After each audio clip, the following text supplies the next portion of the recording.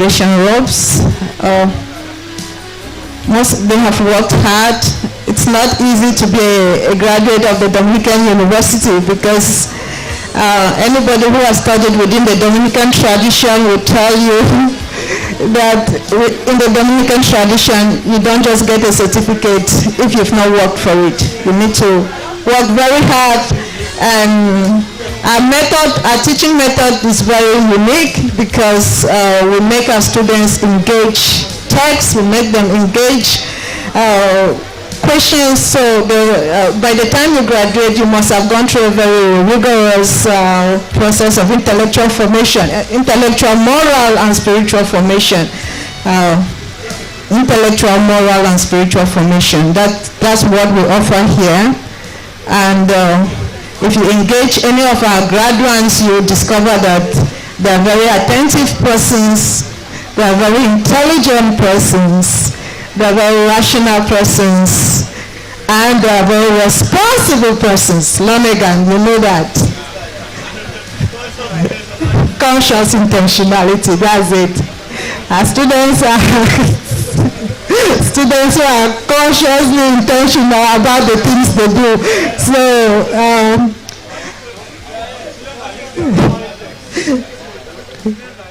please, we are not in class today. Don't start. But I'm proud to know that you remember those things. That's why we are celebrating you. We're glad to know you remember all the things we've taught you. And so, we thank our VC, Professor Hyginus Ekwazie. He's the acting Vice Chancellor of the Dominican University, and he has worked so hard in collaboration with his staff to make sure that today is a successful day.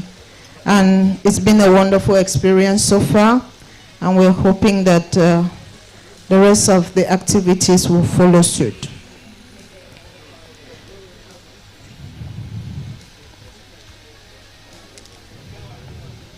So we have some important persons. I'm not recognizing persons, our guests yet. It's not my duty to do that, but within our university system, we thank Dr. Patrick Akune, who is the Dean of Students Affairs. He's very much close to the students because he handles Students Affairs. We're thinking of a chaplain, the university chaplain, Father Nicholas Okeke. He's the pioneer chaplain of the university, and he's worked so hard to make sure that the university chaplaincy is running. And it takes a lot of work to run that chaplaincy, to get the students engaged in the spiritual affairs of the university. Of course, we are a Catholic institution, so the spiritual dimension of our formation is important. The spiritual dimension of our formation is important. So we are happy to have students who are not just intellectuals, but students who have a moral and a spiritual backbone. And that comes with a lot of work, both from the teachers and those running the chaplaincy. So Father Nicholas, thank you very much for the wonderful job you've been doing so far. Like I said, we've had a change of management in some areas. Professor Francis Ofor was our dean until last year, the Dean of the Humanities. Father Cletus Mwabuzo was our HOD Philosophy and Religious Studies.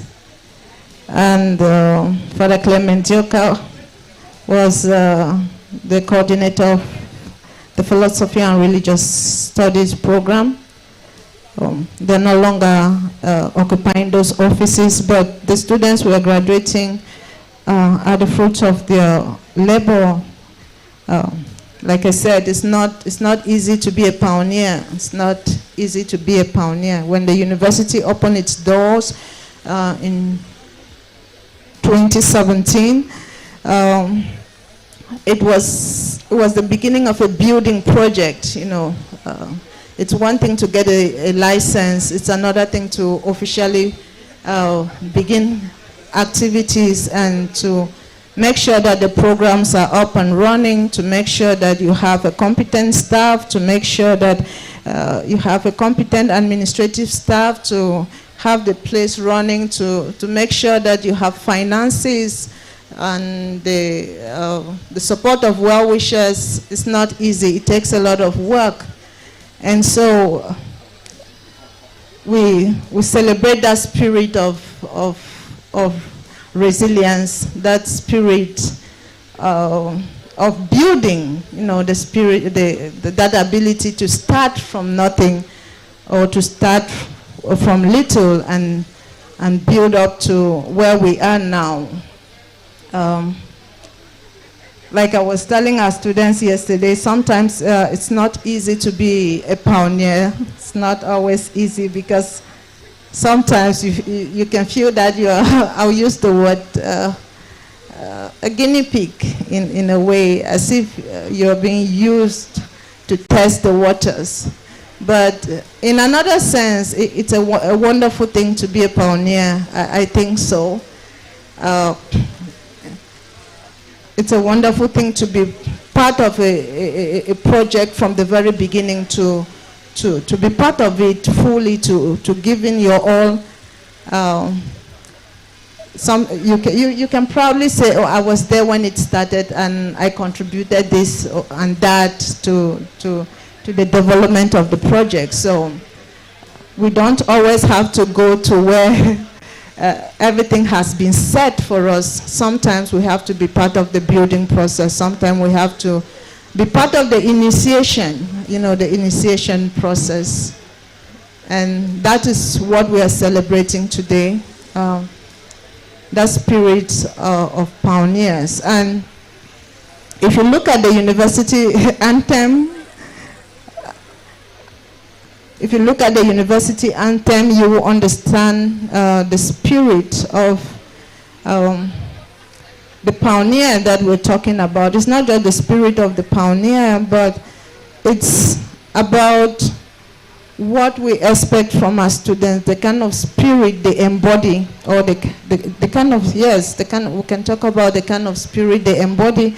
And you'll be glad to know that the university anthem was composed by our own students, in the very first and second year in the university. So they took upon themselves to compose the anthem, and they did a wonderful job. With the anthem. And when you look at the university anthem, you understand that the Dominican University in Ibadan has a particular mission, to fulfill in Africa and beyond. The Dominican order is a big order. It's an international order, so you have many Dominican universities all over the world. So this one is an addition to the many Dominican universities that already exist in the world. But this is the first Dominican university in Africa, and it has the mission, it has a mission to fulfill in Africa and beyond. So the Dominican University is, of course, the pride of the Order of Preachers. It is the pride of the Order of Preachers. And not only of the Order of Preachers, but it's also because of its Catholic roots, because of its Catholic it's also a pride of the Catholic Church in Nigeria.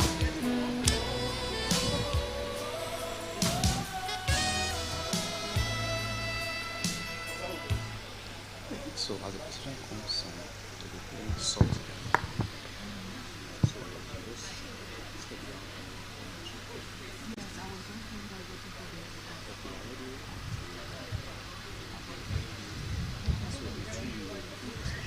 Can you just stand there and give a signal?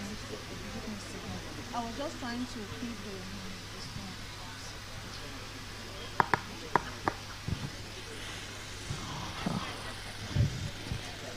the procession will commence in 1 or 2 minutes, so please, we will need you to be attentive, and we need everybody to rise when we begin.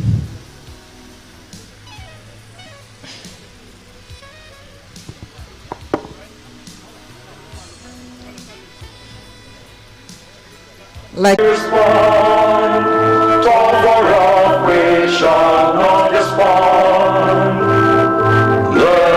the truth and liberty, for in truth is our liberty. Dominican University, pride of the order of preachers, the history of our struggle is written by the victors, the truth of the victory is told by the courageous. In God we find the truth, in veritatis libertas.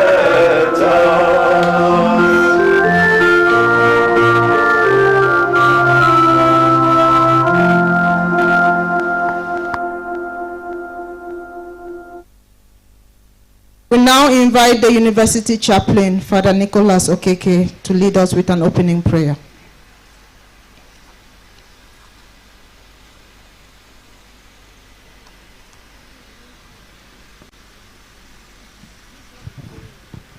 In the name of the Father, and of the Son, and of the Holy Spirit.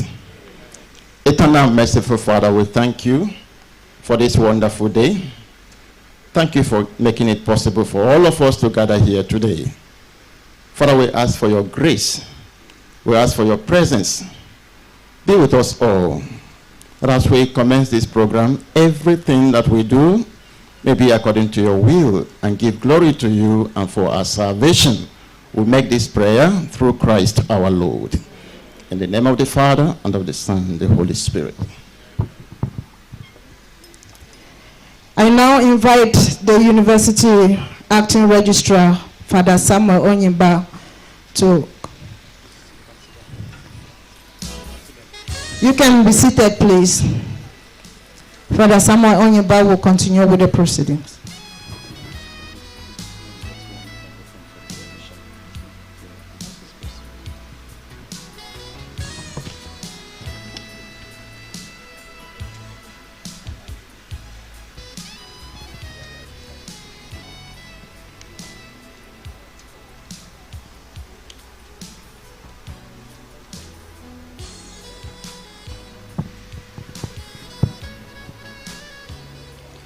Before the constitution of a congregation by the Chancellor, would like to establish the protocol. His Excellency, the Governor of Oyo State, His Excellency, Engineer Sheyi Makinde, the Minister of Education, Malam Adamu, the Executive Secretary, National Universities Commission, Professor Adamu Abubakar Rashid, MNI, MFR, the Proprietor and Chancellor of a university, Very Reverend Father Modestus Ngu OP, the Chairman, Board of Trustees, Chief Anthony Idibe, SAN, the Pro-Chancellor, His Excellency Mr. Peter Obi, distinguished members of the Governing Council, the Acting Vice-Chancellor, Professor Hyginus Ekwazi, members of Senate, deans of faculties, heads of departments and units, vice-chancellors, and representatives of our other universities, my Lord spiritual and temporal, members of the congregation, members of the Students' Executive Council, our highly esteemed graduates, our specially invited guests, superiors of religious communities, proud parents and guardians, sponsors of our graduates, members of the press, ladies and gentlemen, I welcome you all to this ceremony. The Constitution of a Congregation by the Chancellor.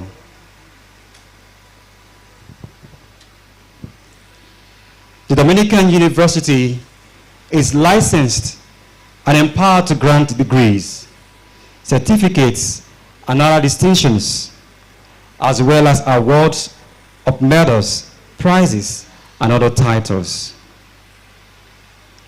I therefore humbly invite the Chancellor to constitute this assembly as a congregation held for the purpose of conferring degrees and presenting prizes.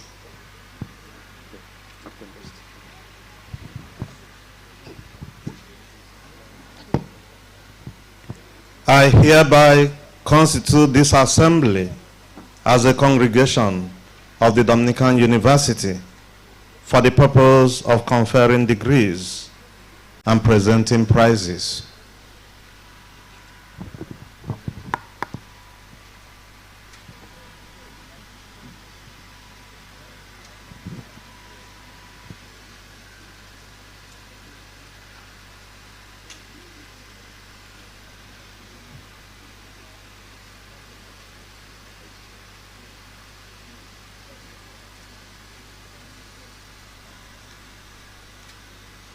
We shall now have the addresses. First to give his address will be the Vice Chancellor.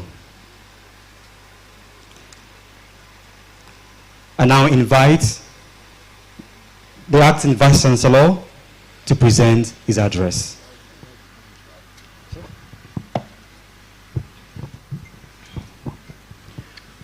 The Acting Registrar has established a very elaborate protocol.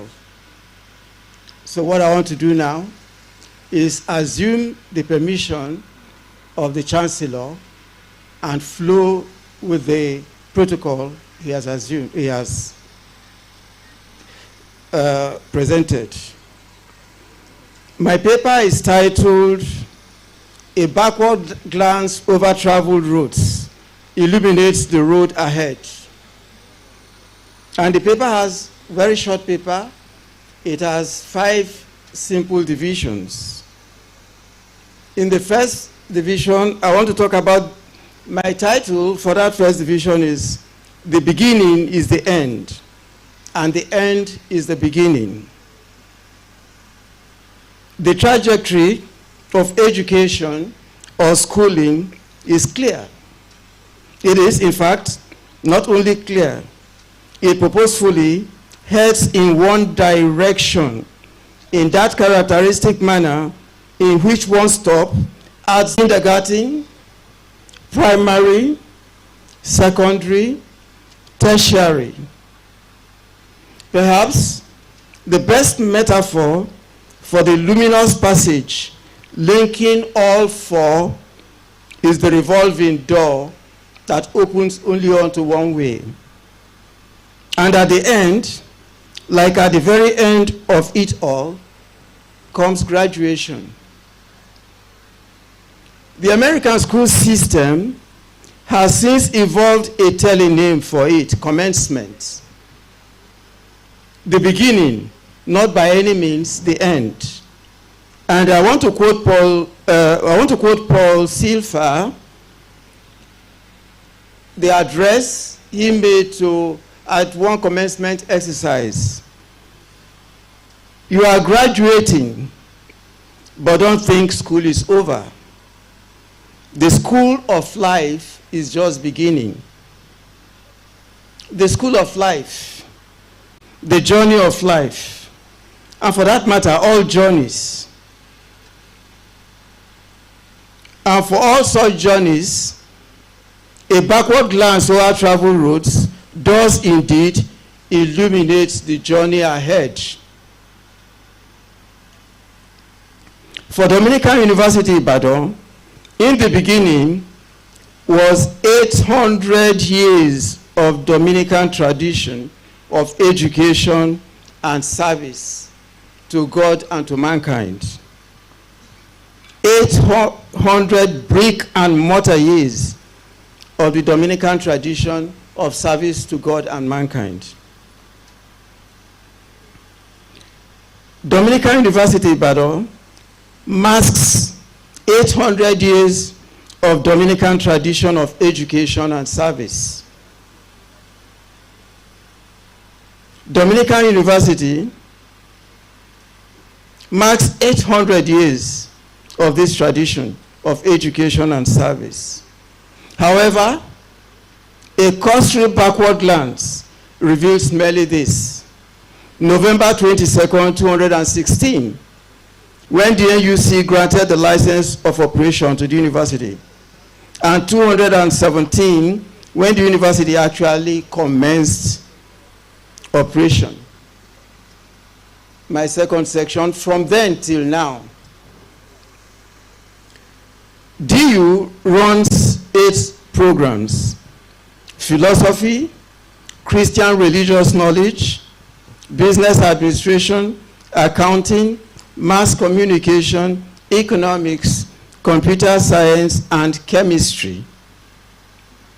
These programs are neatly packaged into 2 faculties: the Faculty of Humanities, Management, Social Sciences, and the Faculty of Science. We are here to celebrate the products these programs and faculties have turned out. 47 graduates in the 221 session and 49 graduates in the 221-222 session. Out of the total of 47 graduates for the 221 academic session, 6 graduates are in the first class honors category, 22 in the second class honors upper division category, and 19 graduates in the second class lower division category. Other categories of awards include, that's for that session, best overall graduating student, Nduka Onyedika of the Department of Philosophy and Religious Studies with CPGA of 4.76. Best graduating student, Faculty of Humanities, Management and the Social Sciences, Nduka Onyedike, the Department of Philosophy and Religious Studies, with CPGA of 4.76. Best graduating student in the Faculty of Science, David Okechukwu, Department of Physical and Mathematical Sciences, with CPGA of 4.12. Best graduating male student, Nduka Onyedika, Department of Philosophy and Religious Studies, with CPGA 4.76. Best female graduating student, Ms. Nosifat Iyando, Department of Social and Management Sciences, with CPGA 4.59. In the 2021-2022 academic session, out of the total of 49 graduates, we have 7 graduates in the first class honors category, 32 in the second class upper division category, and 9 graduates in the second class lower division category. For that same session, other awards include best graduating student, Ms. Udenkwo Chinedu Mary of the Department of Physical and Mathematical Sciences, with CPGA of 4.83.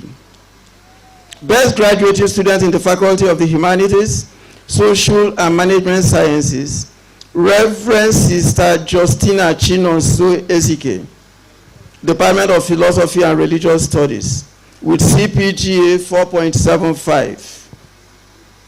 Best graduating student, Faculty of Science, Ms. Udenkwo Chinedu Mary, CPGA 4.83. Best male graduating student, George Fadoju, OP, Department of Philosophy and Religious Studies, with CPGA 4.71. Best female graduating student, Ms. Udenkwo Chinedu Mary, Department of Physical and Mathematical Sciences, with CPGA of 4.83. The third section of my paper, the DU anthem, a mantra, and the building blocks for character and learning. It is significant that in the order of proceedings for this convocation, the DU anthem comes immediately after the national anthem. Quite a pride of place by any standard of judgment. The benefits accruable to us from the DU anthem are not unlike those benefits accruable to Jacob in his dealings with Laban. I am, of course, referring to the well-known story recounted in Genesis 30:25 to 39. The story of the sheep and goats, the white and the black, striped and variegated, and how Jacob, by making the herd focus consistently on a particular color, abundantly multiplied his own share of the flock. The DU decree announces that the holder has duly been found worthy in character and learning, and the item, as it were, consistently and constantly repeats and stresses the DU mandate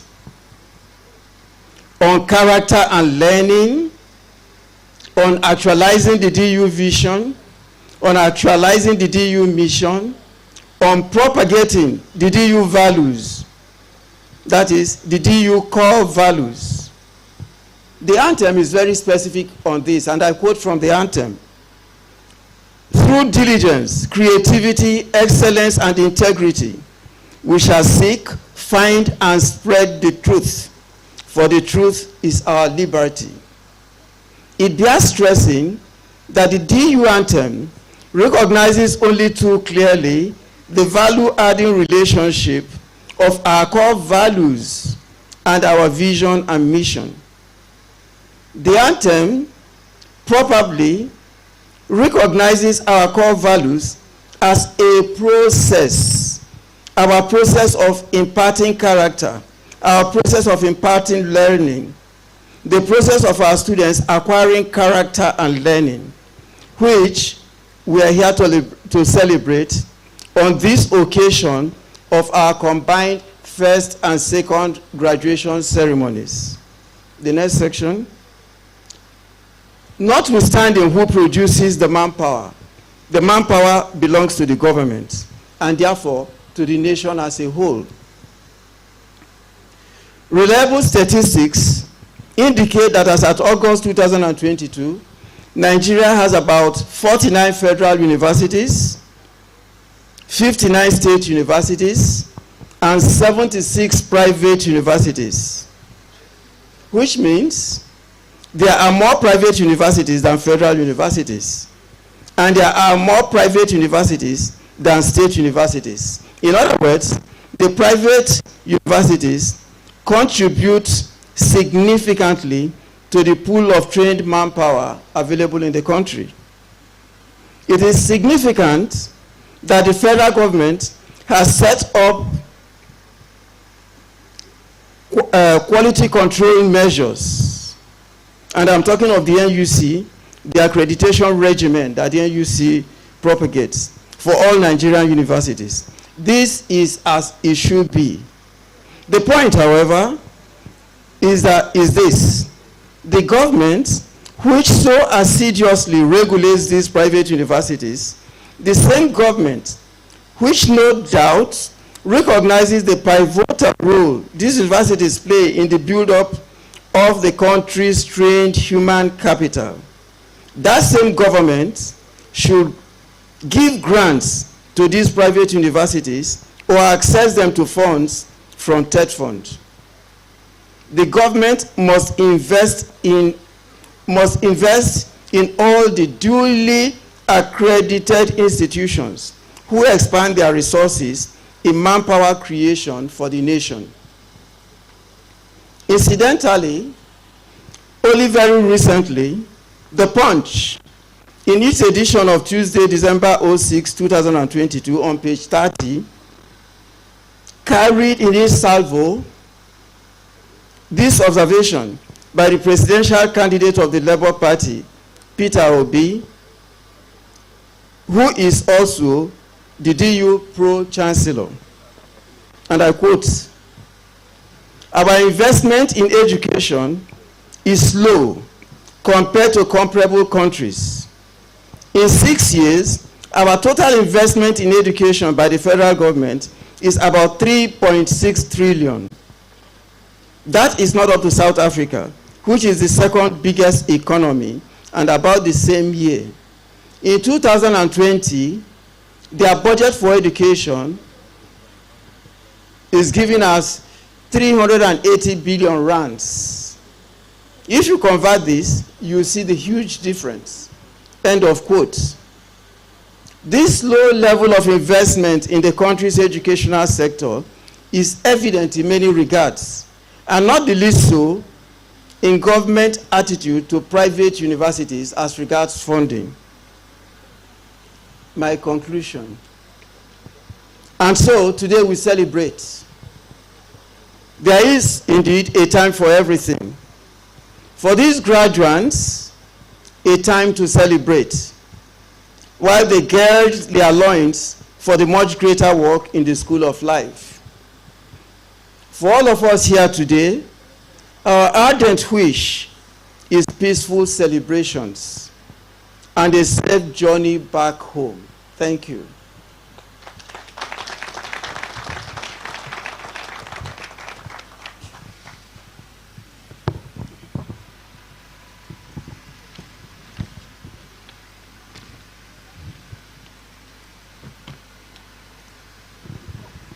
Thank you, Professor Hyginus Ekwazi, Acting Vice Chancellor. Chancellor, sir, I now invite the Pro-Chancellor to present his address. The Pro-Chancellor, His Excellency Mr. Peter Obi, shall be in his address ably represented by Dr. Juliet Schengen, who is a member of Council.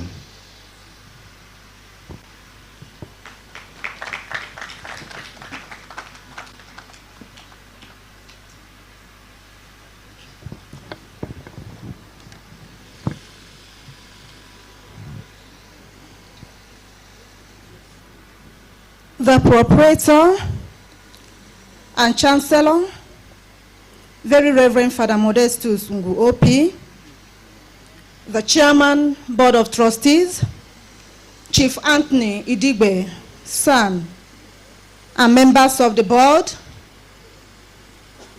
the Pro-Chancellor and Chairman of the Governing Council, ably represented by my humble self and other members of the Governing Council, the Vice Chancellor, Professor Hyginus Ekwazi, members of the University Senate, visiting Vice Chancellors, members of the congregation, highly esteemed graduates, invited guests, ladies and gentlemen. I salute you all and welcome you to this epoch-making event, in the life of the Dominican University, Ibadan. I have the rare honor to represent the Pro-Chancellor, His Excellency, Mr. Peter Obi, and to deliver this speech on his behalf. Permit me to begin this speech with a verse of the sacred scripture, Psalm 144, verse 12, is a prayer that captures our collective petition to God for our youth, and it says, "May our sons flourish in their youth, be like well-nurtured plants. May our daughters be like graceful pillars, carved to beautify royal places." The similes employed in this verse of scripture are instructive. The expressions well-nurtured plants and graceful pillars carved to beautify royal places speak to the reality of the relentless efforts the task of youth development and growth demands. If our sons must live like well-nurtured plants bearing their fruit in due season, and our daughters like graceful carved pillars in royal places, then it devolves on families, communities, institutions of learning, government and non-governmental organizations to play a crucial role and reinforcing roles in building the lives of the youth. Youth as the future and today's investment. Abraham Lincoln, an American lawyer and the 16th President of the United States of America, is known for the saying, "The best way to predict the future is to create it. The future is created with today's investment. The greatest capital to today's investment is not material, but human. Hence, the single largest investment that Nigeria must make in these critical times is not the oil of yesterday, but the youth of today." The youth constitute the largest segment of Nigerians' population. According to the October 2022 report of the National Population Commission, young people less than 30 years of age account for about 70% of the current projected 217 million population of Nigeria. With this data, what I see is a country with a huge youthful potential that needs to be harnessed for the common good. The task of educating young minds and providing an enabling environment for career development and growth, self-actualization and human flourishing is one that makes enormous demand on all of us. Holistic education that informs the mind, equips the hand, and enriches the heart is what our youth deserve to navigate their future. This, however, is the avowed commitment of the Dominican University, encapsulated in its vision and mission. The vision of the university is to strive to be a center of excellence for quality technological, humanitarian, and managerial education of its products. Our mission is to assist Nigeria to achieve the greatness its potential warrants. The vision and mission of the Dominican University, therefore, places the university at the vantage position of creating the future in our youth. Our unrelenting commitment. The governing council of this university is committed to ensuring that the university fulfills its vision and mission. Kindly take our assurances that council remains earnestly committed to ensuring the development of the university in the best tradition of Catholic education. the Dominican tradition of education, reaching back to 800 years of solid intellectual impact, gives us great confidence that the Dominican University of Ibadan will continue its path of growth towards becoming a leading player among world-class institutions. In collaboration with the proprietor, the Board of Trustees, Council shall continue to work to ensure provision of more physical structures, continuous improvement of facilities and programs, and supporting both local and international collaboration with other institutions. Council shall continue to work with the Senate of the university to ensure that students receive best possible academic formation in learning and character. To parents, guardians, and sponsors, it is often said in our clime that it takes a village to raise a child. This is true as many actors are involved in the holistic development of human person in the society. Dear parents, guardians, and sponsors, and superiors of religious communities, your investment of time, energy, resources, and faith in collaboration with the members of the faculty of this great institution have borne these first fruits. It is my honor to extend the facilitations of the council to you parents, guardians, and sponsors. Council acknowledges and appreciates all your efforts as our esteemed partners in this collaborative enterprise of nurturing both character and learning our sons and daughters who, we can proudly say, have become products of the Dominican Intellectual Project. Congratulations to you all. Thank you for your patronage and your support over the years. Now to our graduates. On behalf of the Pro-Chancellor and Chairman of Council, His Excellency Mr. Peter Obi, I equally congratulate our esteemed 96 graduates who shall today be conferred with the award of first degrees in various disciplines. My dearest graduates, you have commenced a journey into your future. Your years of study have exposed you to the rigors of disciplined study, greater sense of value for life, and the commitment of purpose you need to conquer the world with the gift you have. I encourage you, dear graduates, to settle for nothing else but excellence. Concerning excellence, the famous ancient Greek philosopher Aristotle has these pertinent remarks: excellence is never an accident. It is always the result of high intention, sincere effort, and intelligent execution. It represents the wise choice of many alternatives. Choice, not chance, determines your destiny. In other words, you must create the future you want for yourselves.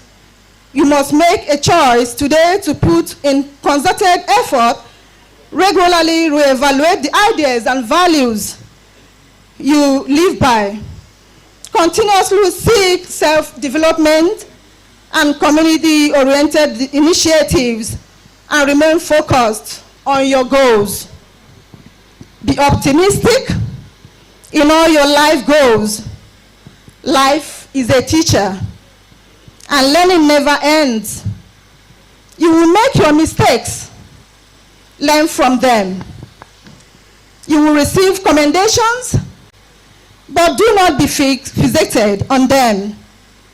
You will face challenges, but do not be dismayed. Quit procrastination. Do not agonize over things beyond your control. Start organizing the things under your control. Start with making a sincere commitment to be at your best in everything you do.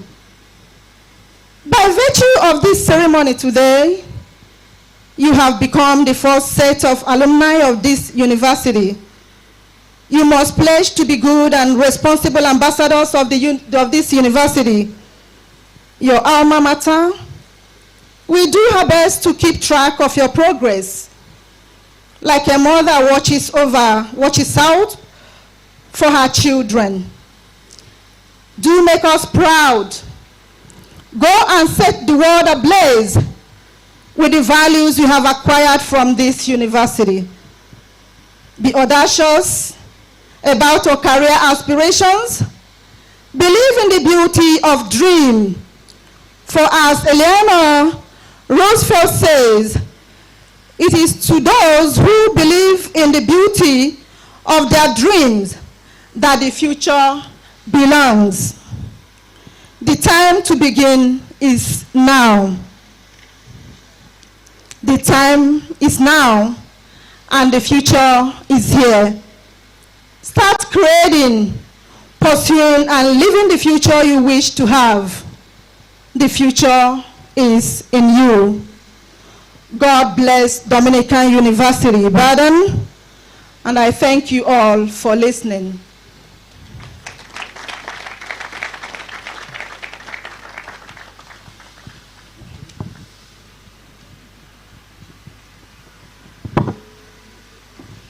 Thank you, Dr. Juliet Schengen, for standing in for our Pro-Chancellor, His Excellency, Mr. Peter Obi, who we can confirm is already in Ibadan, and we expect him to join us briefly.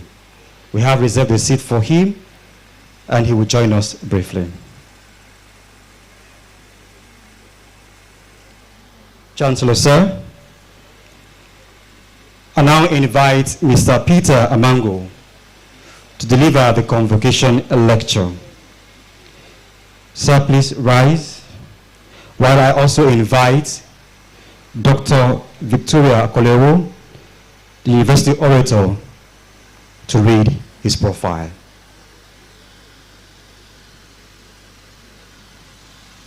Thank you.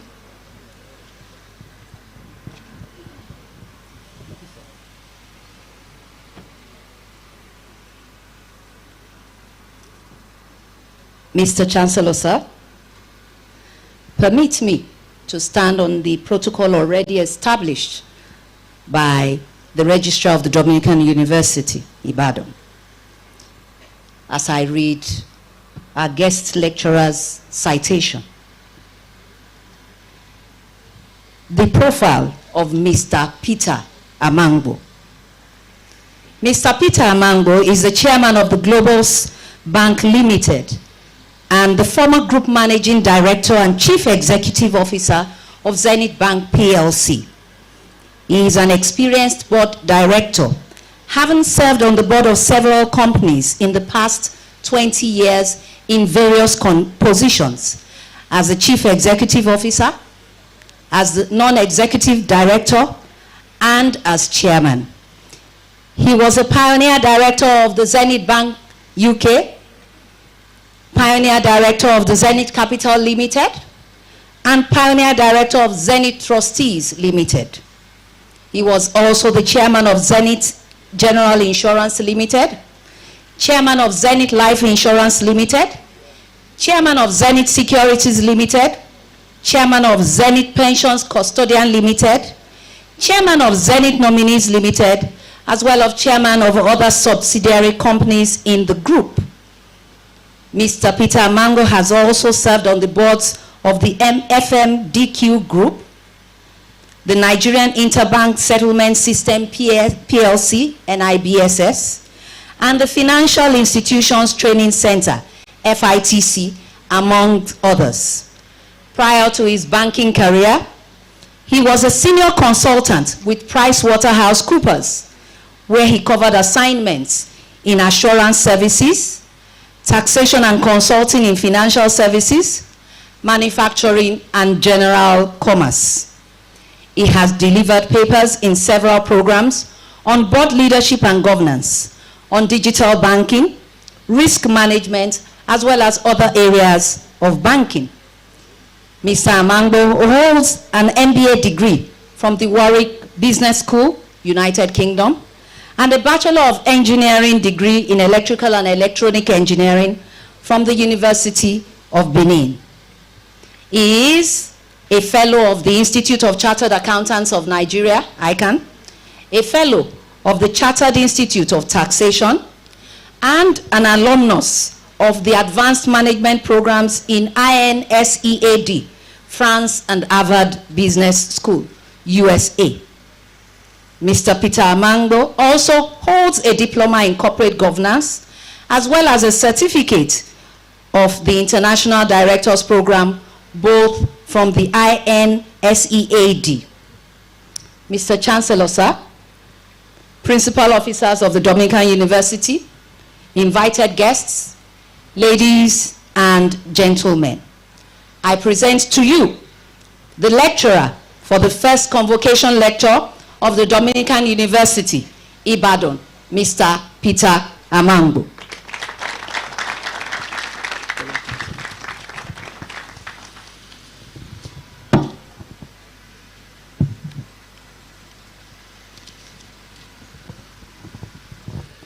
The proprietor, Chairman, Board of Trustees, I would like to thank the Vice Chancellor, the Senate, the staff, and students of Dominican University for this invitation to deliver its first convocation lecture. It's always a privilege to have an opportunity to interact with young people who are undoubtedly endowed with great potentials to make our world a better place for themselves and for future generations. It is not an easy task trying to identify a subject for discussion that can be of interest to young people who are stepping into a country faced with moral challenges, economic crisis, corruption, high unemployment, poor health care, crime and terrorism, increased population, and a near state of hopelessness attributable to successive failures in leadership and lack of compassion for the poor and suffering masses of this country. So the big question is, under the current socio-economic circumstances in Nigeria today, what should the youths do? What options are open to them? Should they resort to criminality and violence as is prevalent in so many parts of the country today? I think criminality and violence is not the answer. You cannot bury your heads deep into the circumstances and hardships of today such that your eyes are blurred to opportunities that exist for tomorrow. I strongly believe that the answer is for our youths to make optimum use of their education. And that's why I have titled this address, Let Your Education Count. I would like to congratulate our distinguished 96 scholars who we celebrate today. I am super proud of your achievement.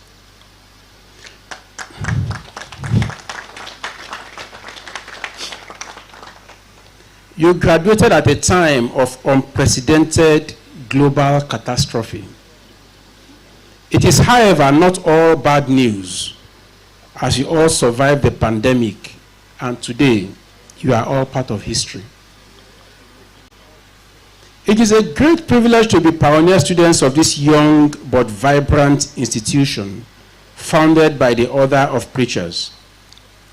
The university is positioned to provide high-quality education to raise a new generation of leaders at the service of Nigeria and the global community, who will use the multiple competence acquired in the university to work for their own good by serving the common good.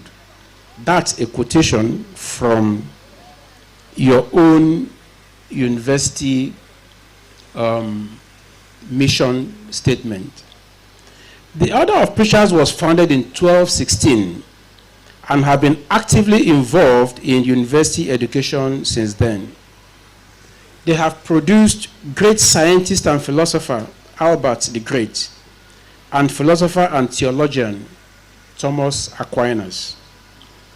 The Dominican University has its core values: friendship, integrity, innovation, and diligence. We shall touch on this later in this address. Some of the great universities founded by the Catholic Church include the Georgetown University in the USA, Washington, D.C., University of Notre Dame, Boston College, Fordham University, among others, so many of them too numerous to list. What is really education? I'll just give a very simplistic definition from the Oxford Dictionary, which defines education as both the act of teaching knowledge to others and the act of receiving knowledge from someone else. Knowledge, which is central in this definition, is generally accepted as the core to the development of human capacity and any society. When we talk of university education, what really comes to mind is the ability of the beneficiary, when I finish, I get a better paid job, more employment opportunities, providing a prosperous and happy life, respect from society, amongst others. We must, however, look at education from a more holistic perspective, which brings us to the discourse of this address, which is what we make of the education we have received from the Dominican University. This paper will examine how countries have used education to develop, overcome poverty and insecurity, create employment, and generally improve the quality of lives of its people. It will also provide suggestions on how we can take advantage of our education to help ourselves and uplift society. Let's quickly examine the role and benefits of education. Human capital development. Education helps to teach and receive knowledge, provides learning, mold our character, and open our minds. It is the major driver of human capital development. Human capital consists of the knowledge, skills, and health that people invest in and accumulate throughout their lives, enabling them to realize their potential in a society. You can now appreciate why human capital development is essential to the development of any society and country. Studies have shown a strong positive correlation between the two. Compare the human capital development of the developed countries of Europe, United States of America, Asia, with that of the underdeveloped countries of Africa, and you'll be able to put things in perspective. Education as a competitive advantage by countries. Low literacy and low level of education slows down development and remains a major obstacle to socio-economic transformation of any country. It results in low productivity and breeds poverty, which is a major problem confronting most underdeveloped countries. This can be better appreciated when we compare the literacy levels and education levels of the poor countries in Africa and the developed countries in Europe and North America. The ranking of countries by the World Bank on the Knowledge Index put this in clear perspective.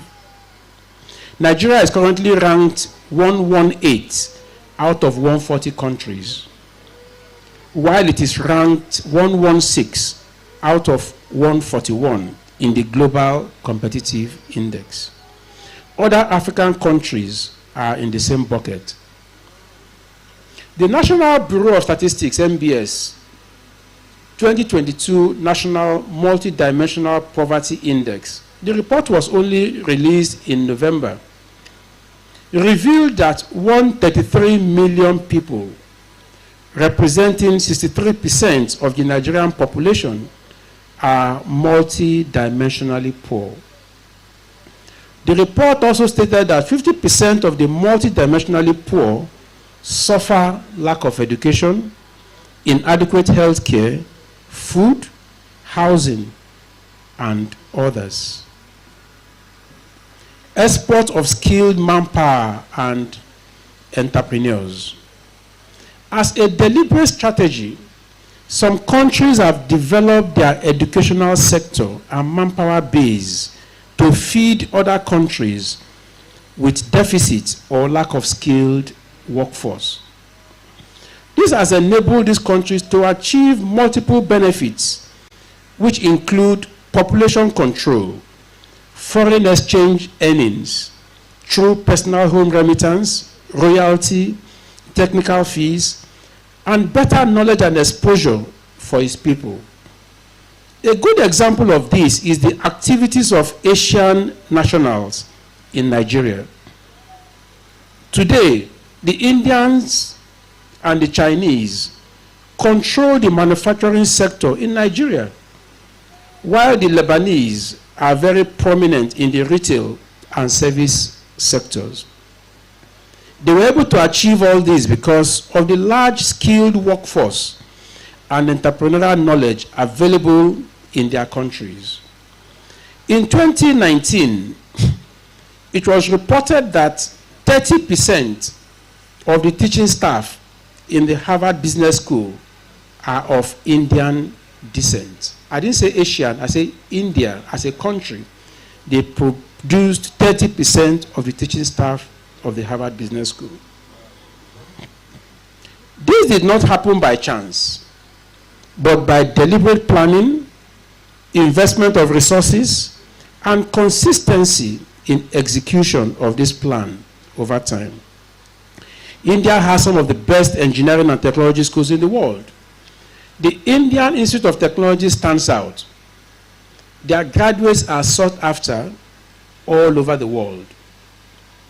India is a dominant country in information technology. A high percentage of the global call centers are located in India. Over 90% of banking applications used in Nigeria, banking softwares, are all from India. The country has benefited immensely from the export of skilled workforce, as it earned $87 billion in personal home remittance in 2021. This is the highest by any country. Other high earners of personal home remittance include China, 70 billion, Mexico, 51 billion, Philippines, 31 billion, Egypt, 27.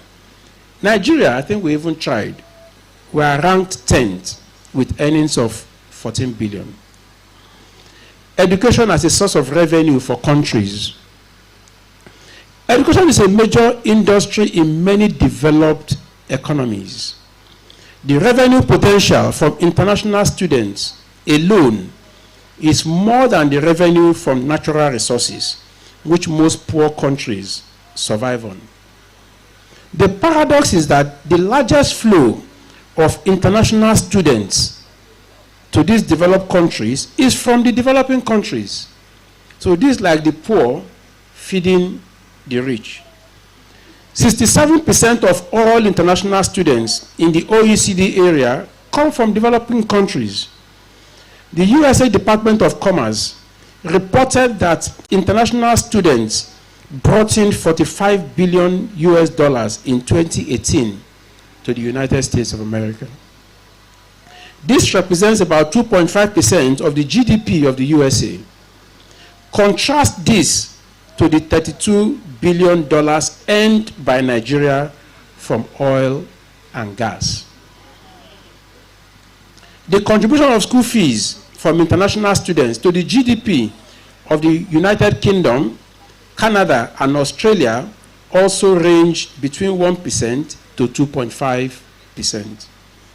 The Central Bank of Nigeria recently reported that Nigeria spent 3.5 billion on foreign education in the past 7 years. International students are attracted mainly by the combination of the following: quality education, the educational system, government expenditure on education, industrial linkage, specialization, expertise, number of research institutes, university funding, endowment, student visa, and I'm sure more importantly, particularly to Nigerians, post-study work visa. The top countries that attract international students are the United States, Australia, United Kingdom, Canada, and France, in that order. Let's now move on to the phenomenon of brain drain, or what we call brain drain. Based on the benefits highlighted above, one begins to wonder, why do we always complain about Nigerian professionals traveling abroad for job opportunities? I strongly submit that this is not negative if we are deliberate about it, plan and invest in quality education. We can be a net supplier of skilled workforce to the world. It is important to note that unemployment in Nigeria is even estimated at 33%, that's 1/3. Data from Statistical and MasterCard Foundation. The Brexit and COVID-19 has changed the way businesses are conducted globally. Remote work is erasing and redefining geographical boundaries. Labor is now more mobile, and demand for skilled labor across industries has grown astronomically. Nigerian graduates are migrating to the US, to Canada, Australia, UK, and Europe generally in thousands. Instead of complaining about brain drain, we should take advantage of the situation by investing in quality education and generally improving the quality and number of our workforce. If well handled, Nigeria can earn more from personal home remittance than from crude oil. If we are comfortable paying for healthcare services abroad, why are we complaining about our skilled workforce seeking better opportunities outside our country? Education helps to develop and sustain a democratic system of government. And educated people are likely to understand their rights and duties as citizens. They will better appreciate the need to pay taxes, register to vote, and vote at elections, and hold public officers holders accountable. They are less likely to be deceived and taken advantage of because they have been trained to review, analyze, and rationalize. Education also reduces the risk of violent crime, armed robbery, and other social vices. Education helps to improve self-awareness, sense of pride, and confidence. And educated people are not likely to engage in crude crimes such as armed robbery, fundamentalism, political thuggery, amongst others. Access to education. I must point out that education is expensive as it requires a lot of investment, and university education is even more expensive, but the cost of lack of education or quality education is monumental. Hence, the need to rethink the pricing and funding of university education in particular. Having said this, I believe that all eligible citizens must have access to post-secondary school education. This can be achieved by exploring creative and enduring financing models between banks and the government working in partnership. The traditional universities, majorly owned by the government and the university system, have often been criticized for falling standards of education, education malpractices, inadequate funding, and so on. Hence, the change in policy which allowed the establishment of private universities in 1990 was a welcome development. The establishment of more private universities and other post-secondary tertiary institutions should be encouraged so as to develop a knowledge society. It is important to note that the problem of Nigeria will not be solved by foreigners, but by Nigerians. How do I stand out and make a difference as a graduate of the Dominican University? The first is strong ethical values. If you want to live a purposeful life, you must have strong ethical values. These are the principles that guide our decisions and actions and helps us to recognize the difference between right and wrong. It includes integrity, responsibility, honesty, trustworthiness, respect, compassion, and fairness. This takes learning, practice, and making difficult choices while being prepared to live with the consequence of our ethical decisions, which sometimes might go contrary to the way majority around us will expect. You must manifest these principles by what you say and do in your personal and professional lives on a consistent basis. And I will give you one example. In 1990, I was just a young, what you call an assistant consultant in Pricewaterhouse then. I was preparing for my ICANN final exams. And I normally go to Unilag to read, University of Lagos, in the library, because students were on vacation. I lived in Festac then with my parents. And of course, I went to read. I was in the library. By the time I came out around 6 p.m., so let me just stretch my legs. And no, I think I came out to go home, to go back home. I normally leave around 6, 7. And lo and behold, I didn't see my car. I had a Beetle then, Volkswagen Beetle. My car was not in the car park. I mean, I was like, what can you, I mean, I couldn't rationalize what could have happened. Then there's a friend I give a ride to from Festac. And he said, look, he's been searching for me all over the whole place. I said, why are you searching for me? He said, he thought I've left. I said, no. That where is the car? Behold, my car was gone. My first shock was on Monday. I came out of Festac, got to Mile 2 bus stop. When I saw the stretch of people, something close to 1 kilometer of people waiting for buses and taxis, I didn't even know where to stay. Whether to stay at the beginning, at the middle, or at the end. It was a very frustrating experience for me. Then I got to the office. Incidentally, that was when we had banking crisis in Nigeria. I was on an assignment with one of the merchant banks in Victoria Island. And they were having problems. So later that evening, they said, look, they will give me one car. When they heard about what happened, it used to be a Daewoo Racer then. Now, a brand new one. They will it will take me home and bring me back, and I can start using it.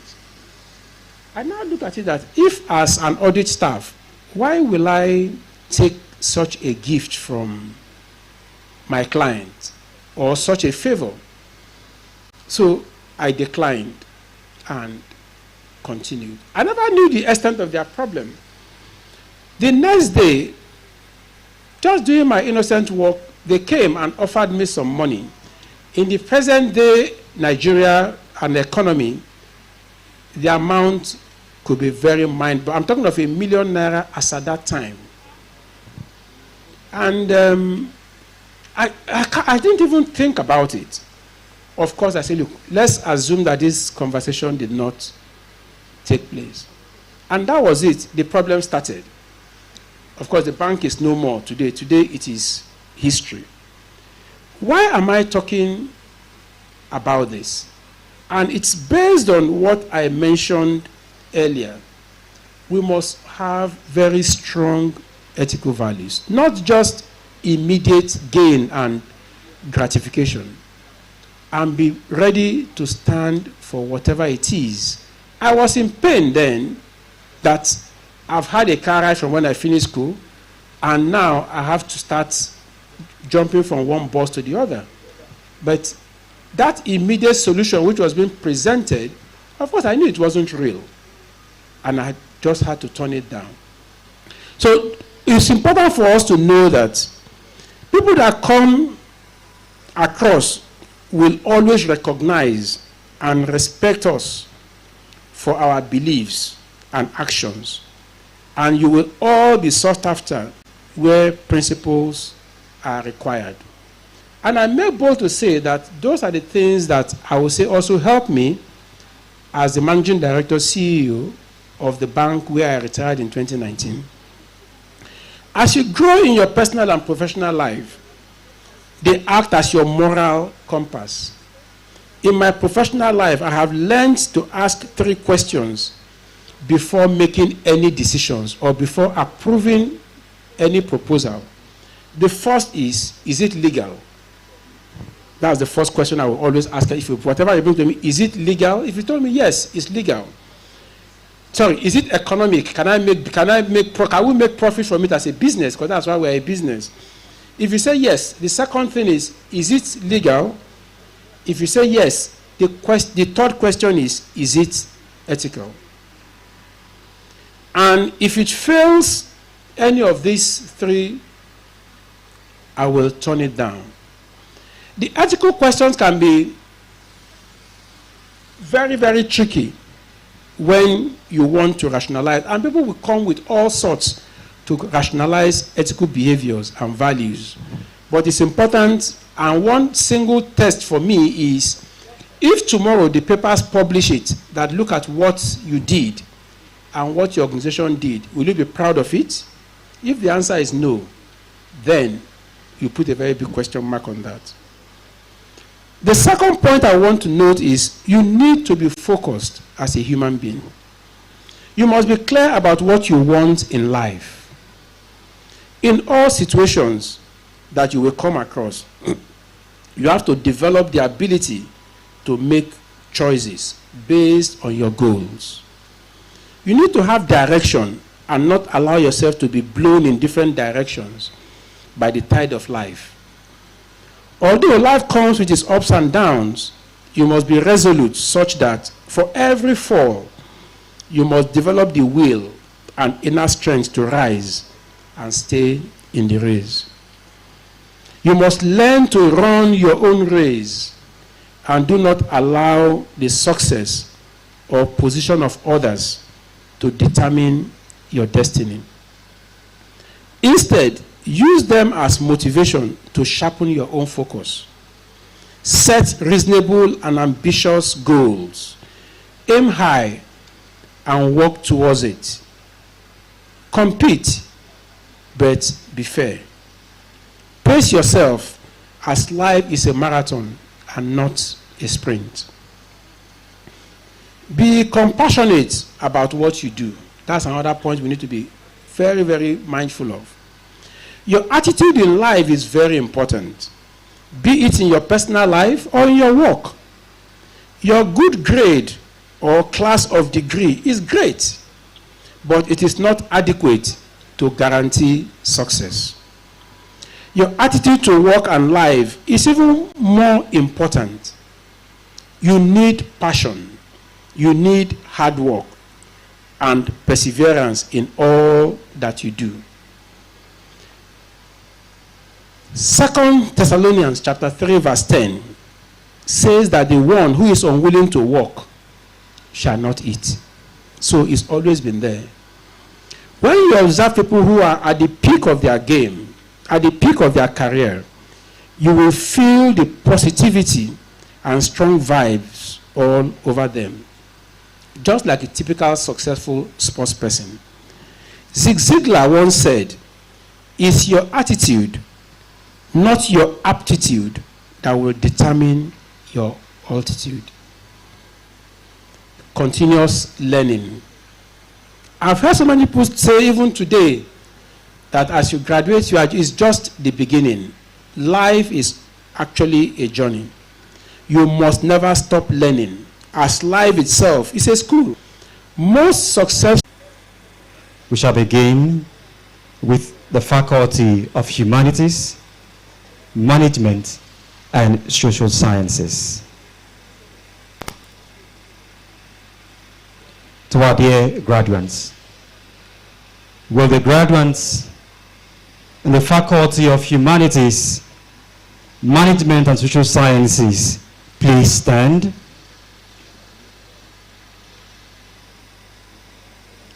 May I invite the Dean of the Faculty of Humanities, Management, and Social Sciences, Professor Dokun Oyeshola, to present these graduates to the Chancellor.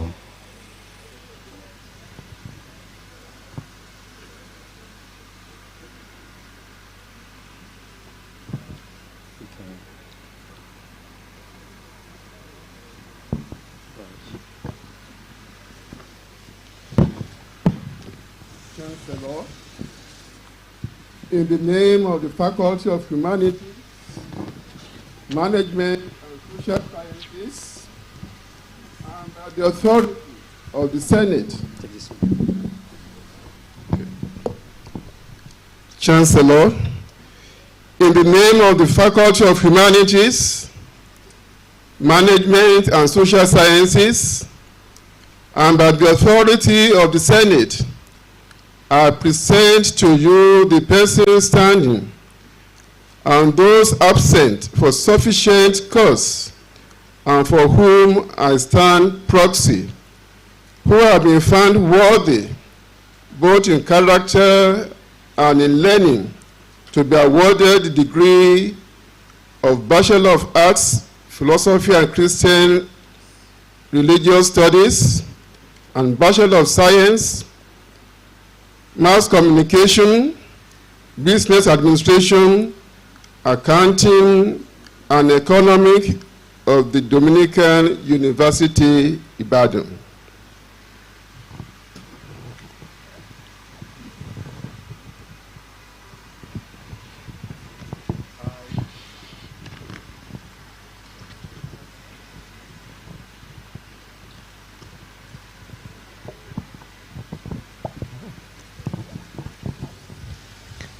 I admit you all.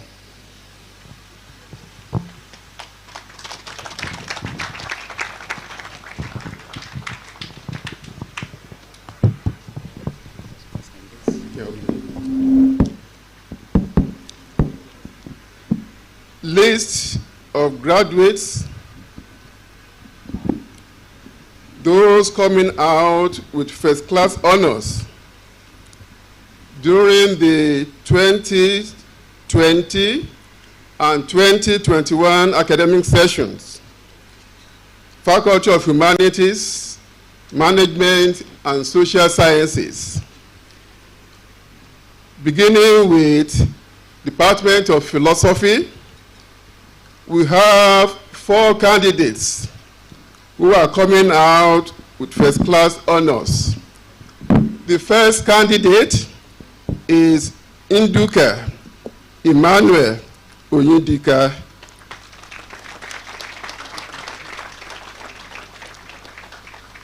The second person is Chukwu Sunday Paul. Okay. Let us see your face, please.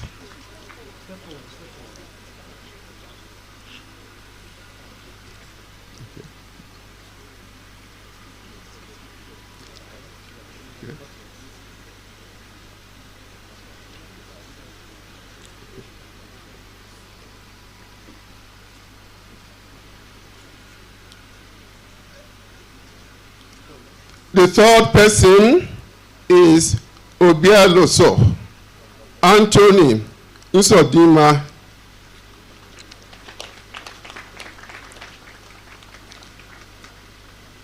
And the last person is Ekuzimba Ugochukwu Stanley.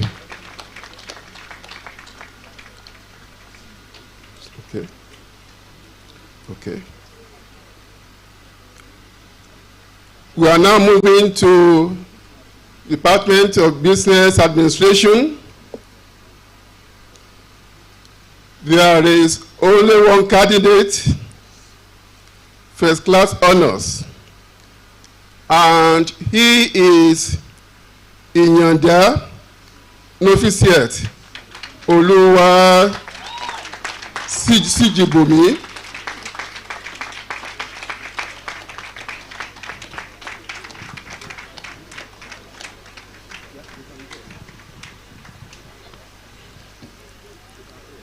All right, okay.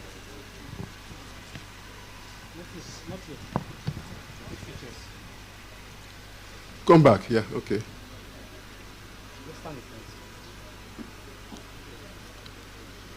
Those are the first class honors candidates for the period of academic session 2020 and 2021. We now move to the second academic session 2021 and 2022. Faculty of Humanities, Management and Social Sciences, beginning with the Department of Philosophy.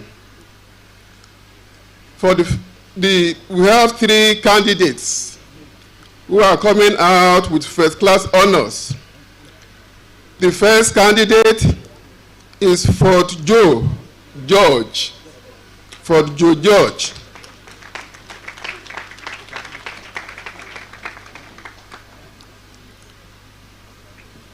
Okay.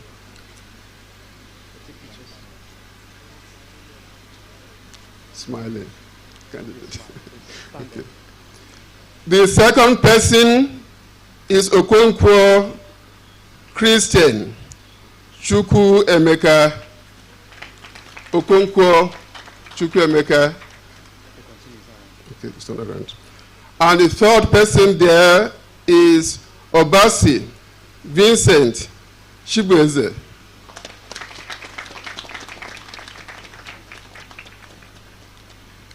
So, okay, take a photo.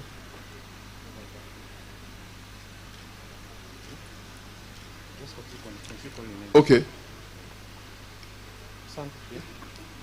In the Department of Christian Religious Studies, we have one candidate, and the person is Ezekiel Justina Chinonso.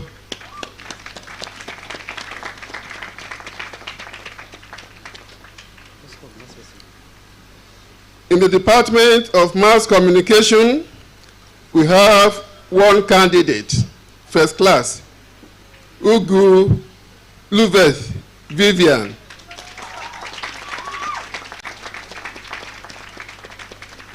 In the Department of Business Administration, in the Department of Economics, also we have one candidate, Chukuma Obidi Raphael.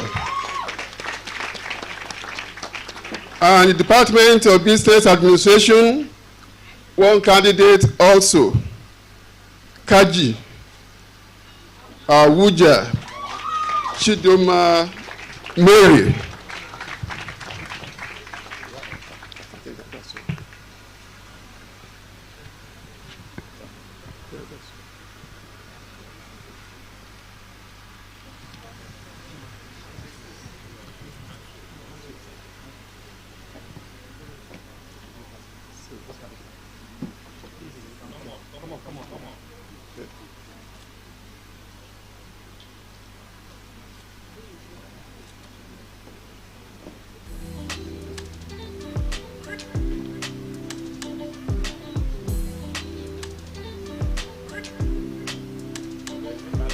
It's not balanced. I be king, I'm the best my generation ever seen. I kept suddenly, I be like never been. I never since, I never miss. I be smashing, I be killing everything. Okay, yeah. I'm just gonna explain. For me.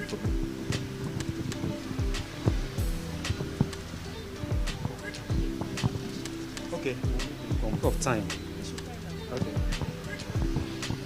Thank you very much. We request that the other candidates for the Faculty of Humanities, Management and Social Sciences, step forward and have a handshake with the Chancellor. Please file out. Quickly. Come forward, please.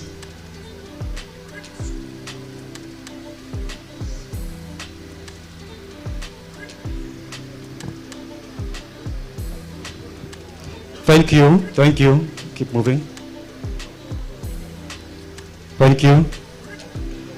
Let us appreciate them as they come forward, please.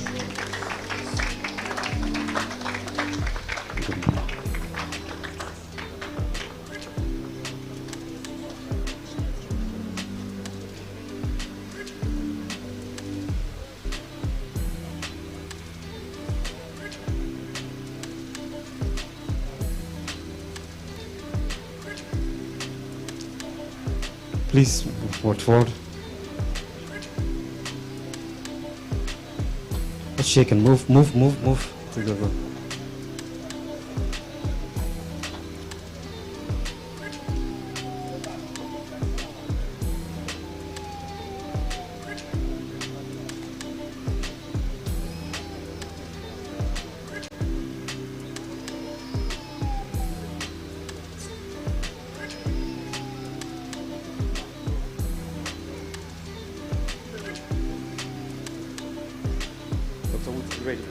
Are you ready?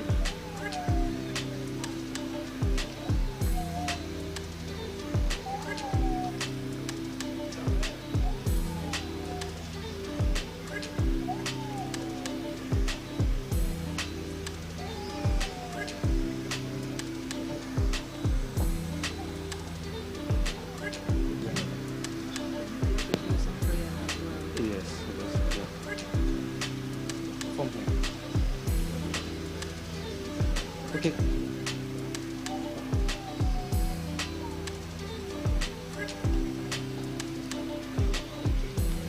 We shall now move forward of science. Will the graduates and the Faculty of Science please stand? May I invite the Dean of the Faculty, ably represented by Dr. Mrs. Nancy Woods, to come the graduates to the Chancellor.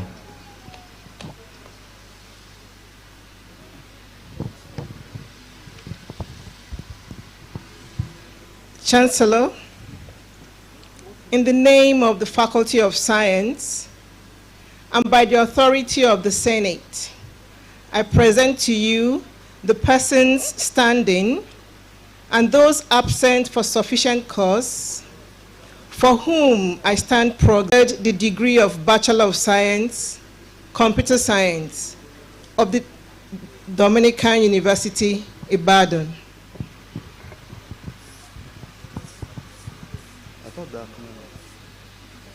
I admit you all.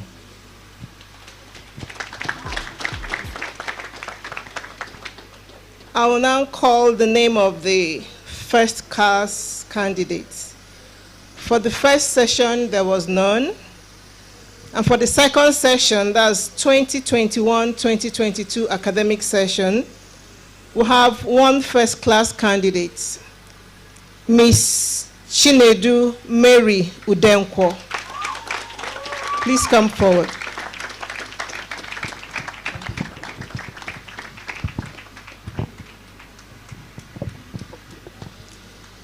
May I also invite other graduates in that faculty, please step forward, come forward, and have a handshake with the Chancellor.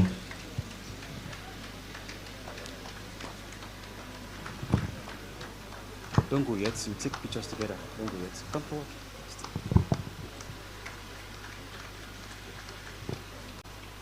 David, Stuart. Say this way, this way.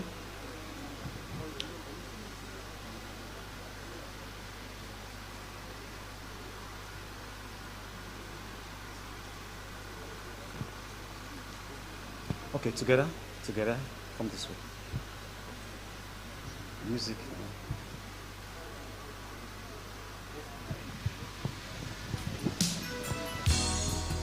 Let us appreciate all the graduates in the Faculty of Science.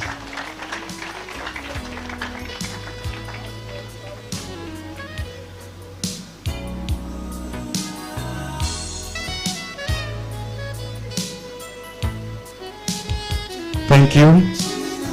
We shall now have a symbolic shift of tassels. May I invite all the graduates to please rise on their seats. Rise on your seat.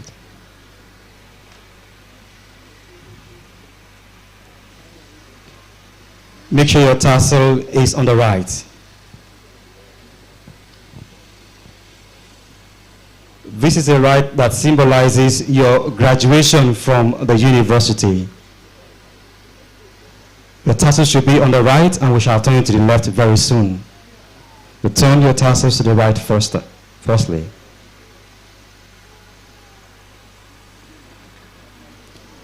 Ladies and gentlemen, we present to you our graduates for the 2022 and 2021 academic session. You may now turn your tassels from the right to the left. We'll put our hands together for them.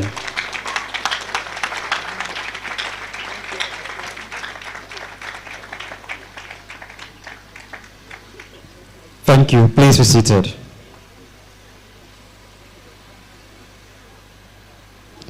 Chancellor, sir,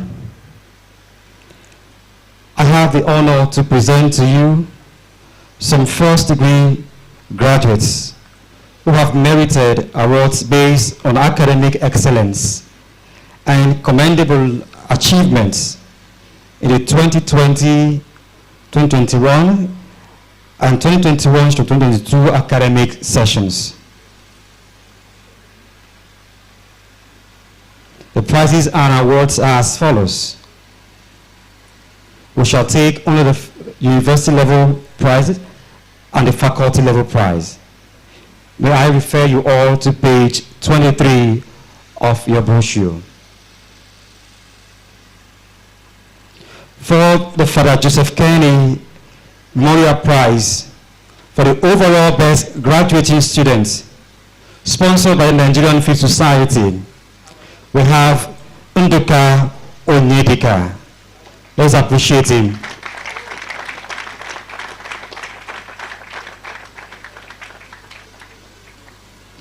Please come forward. For the IBA VC, shake hands with him. We can see the value of that prize. It is 50,000 naira. For the Father IBA EC, for IBA VC Memorial Prize for the Pioneer Female Student, sponsored by St. Jude Apostolate, we have Nafisat Iyonda.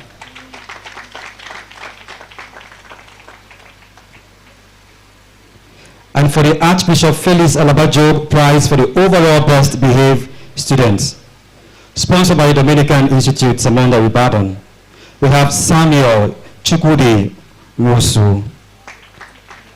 For the Brother Paul Kete Memorial Prize for the best graduating students in the Faculty of Humanities, Management and Social Sciences, sponsored by St. Joseph Paul Mafloko, we have Nduka Onyedika.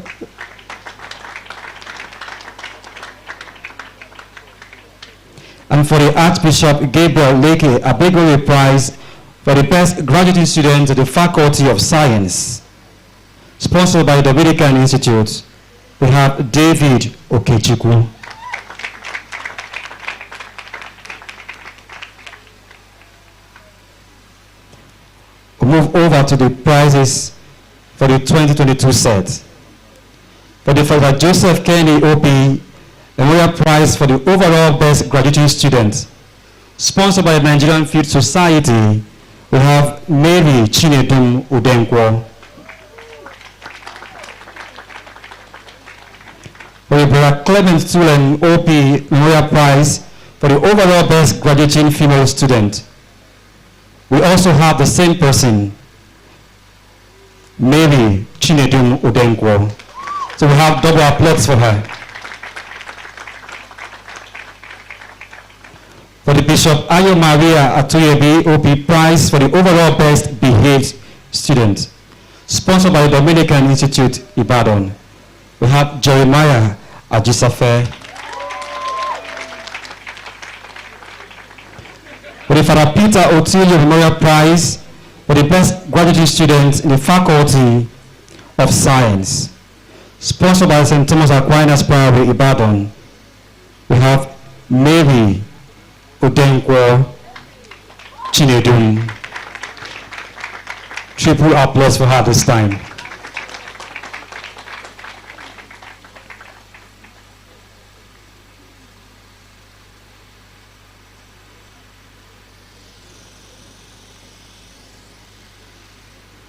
Thank you.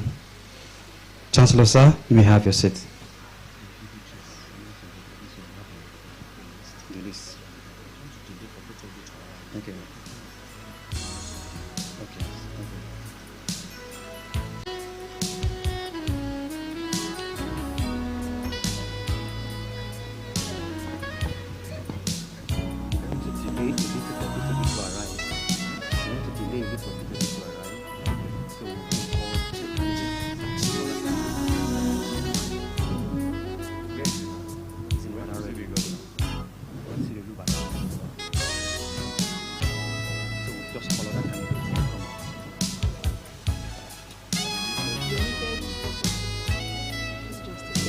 Okay.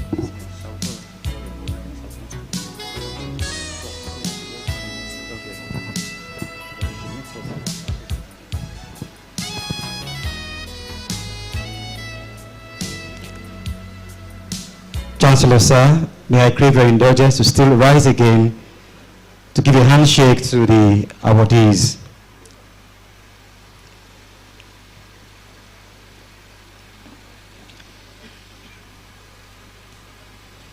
We'd like to acknowledge that the Kete Paul Memorial Prize for the best graduating student in the Faculty of Humanities, Management and Social Sciences goes to Justina Chinonso Ezike. Let's appreciate her as she steps forward. May I crave your indulgence, ladies and gentlemen, to also honor other prize winners for the 2021 set. The Father Jude Dawson Memorial Prize for Best Graduating Students in the Department of Philosophy and Religious Studies, sponsored by the Dominican Friars in Swansea Community, Wales. It goes to Nduka Onedika.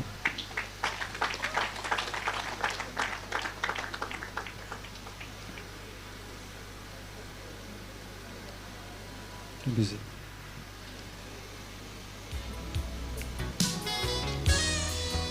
For the Father Edward Riley Prize for the Best Graduate Student in BA Philosophy, sponsored by Dominican Novitiate Obibo River State. We have Nduka Onedika one more time. Please.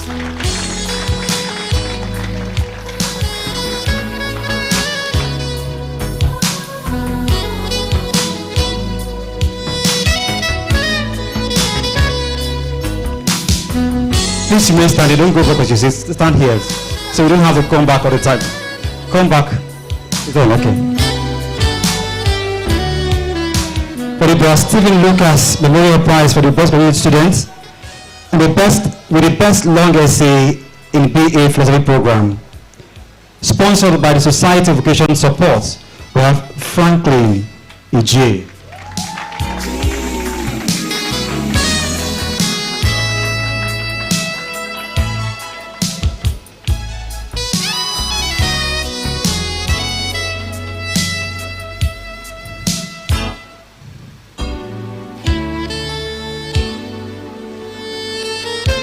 best graduating student in BSc Business Administration, sponsored by Professor N.A. Shenge.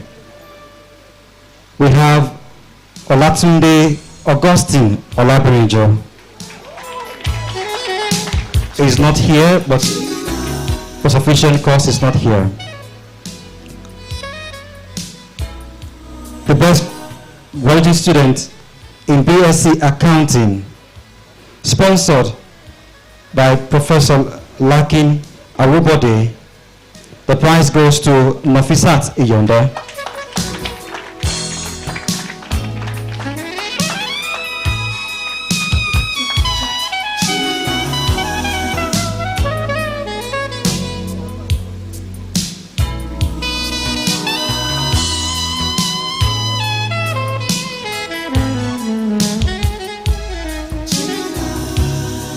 The Father Justice.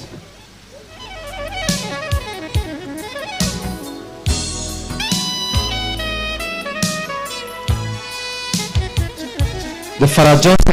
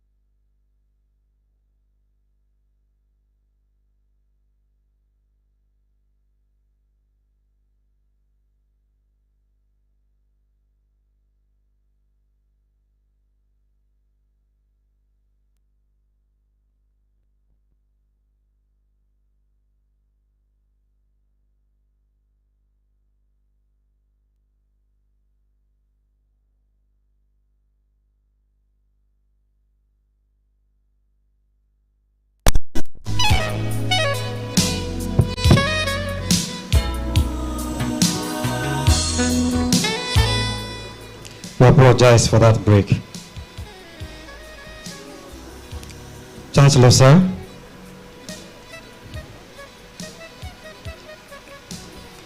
The Father Justus Poziorinski Prize for the best student in the Department of Economics, sponsored by Novitiate Community of People. We have Isaac Edidion Moses.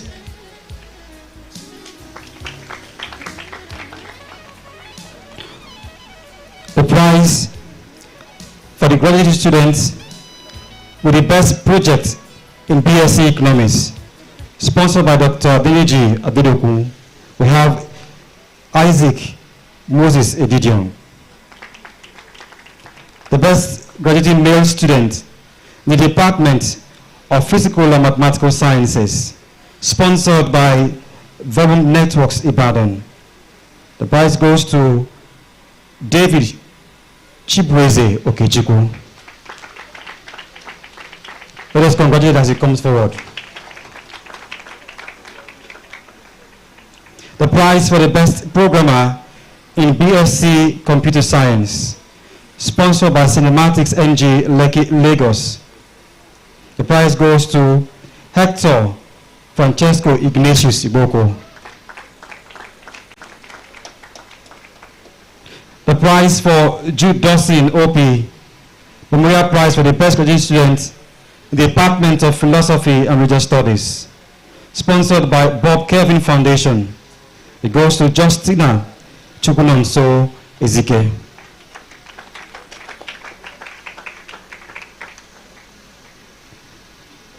The Father Edward Riley Prize for the best student in BA Philosophy, sponsored by Lady Queen of Fire's Community, Lube Abuja.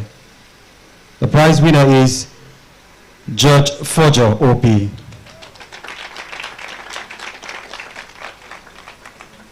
For the John Wanze Memorial Prize for the best student in BA Christian Religious Studies program, sponsored by St. Patrick's Parish, Abo Obi. We have Justina Chinonso Ezike.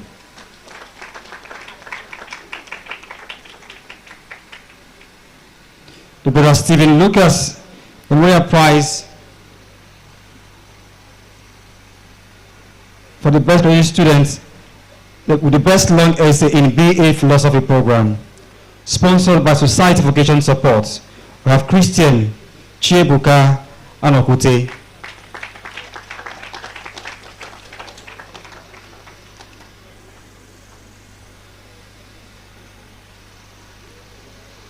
The best graduate student in BSc Business Administration, sponsored by Dr. Kayode Fashola. It goes to Chidima Mary, CJ Abuja.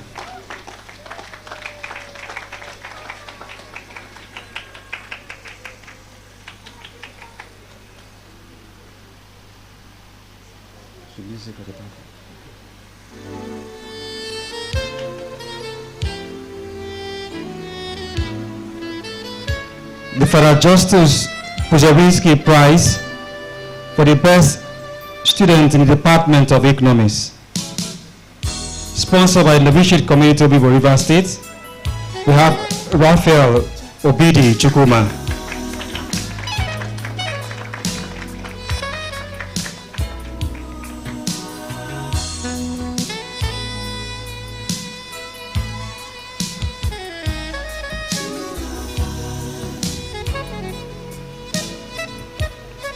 You will have a double handshake because you are the winner of the next prize.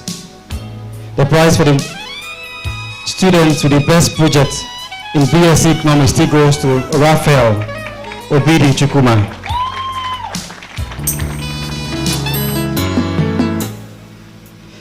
The Father Ambrose Wimbecker Memorial Prize for the best behaved student in the Department of Mass Communication, sponsored by St. Dominic Priory, Yaba, Lagos. We have two winners, Lovett Vivian Ugu and Dina Rusa.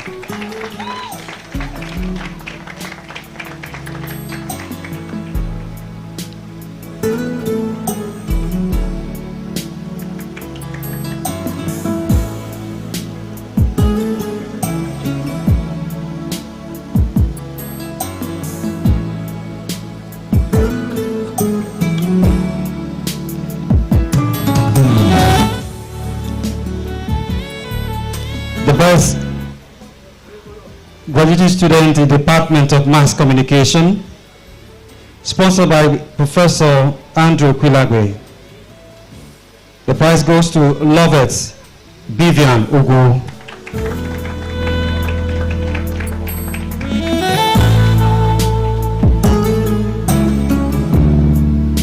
The prize for the best project in BSc Mass Communication, sponsored by Professor Andrew Quilagwe, goes to Dina Wusa.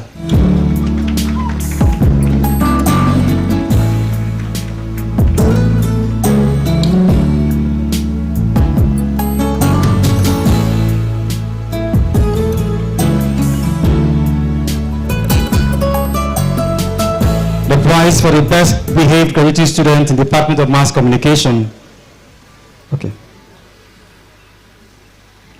The best graduate male student in the Department of Physical and Mathematical Sciences, sponsored by Verbal Networks Ibadan. The winner is Nino Michael Kakulu.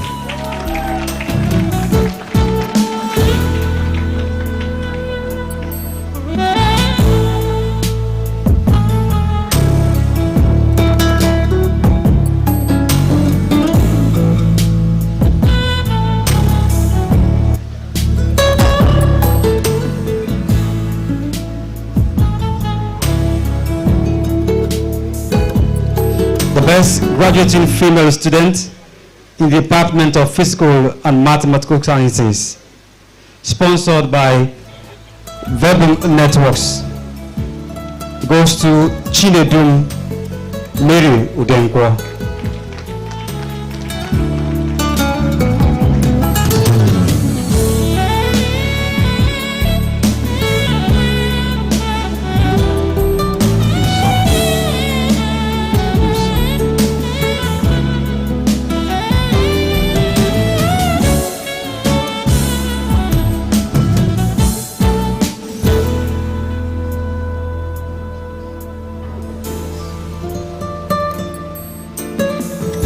Last but not the least, the best programmer in BSc Computer Science. The prize is sponsored by IFSoft Global Network, Aja, Lagos State. The winner is Nino Michael Kakuru.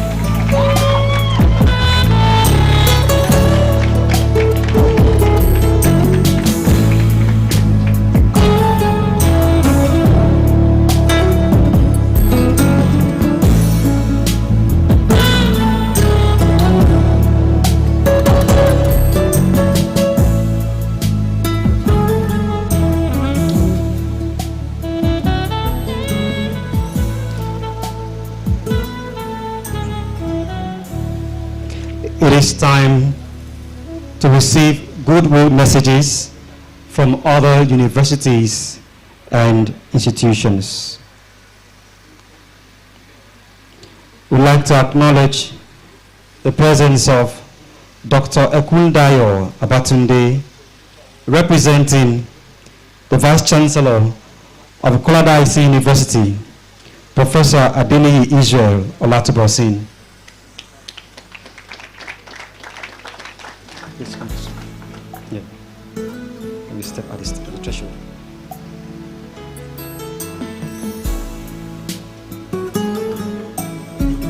We'll take pictures with them.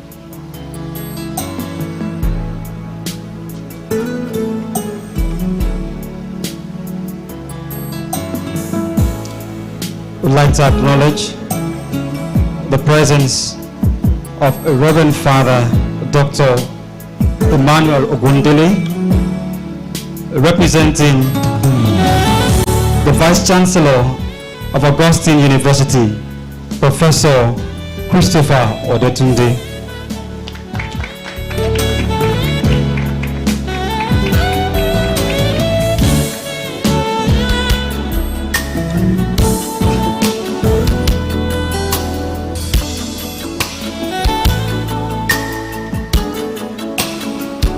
We acknowledge the presence of Professor O.A. Oyesule, representing the Vice Chancellor of the University of Ibadan, Professor Kayode Adebowale, FAS.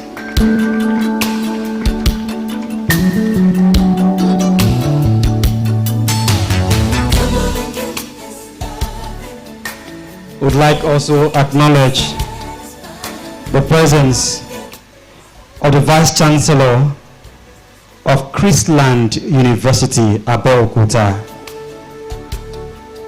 Professor Mrs. Chinedum Babalaola.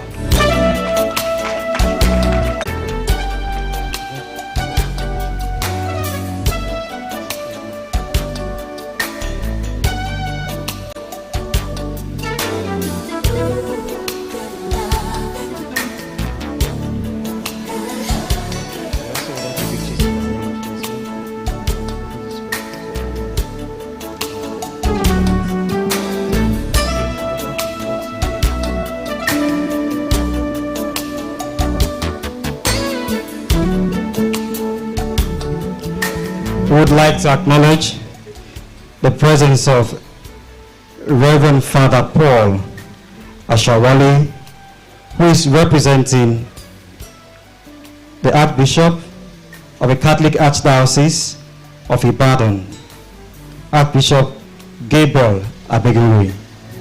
Please rise where you are.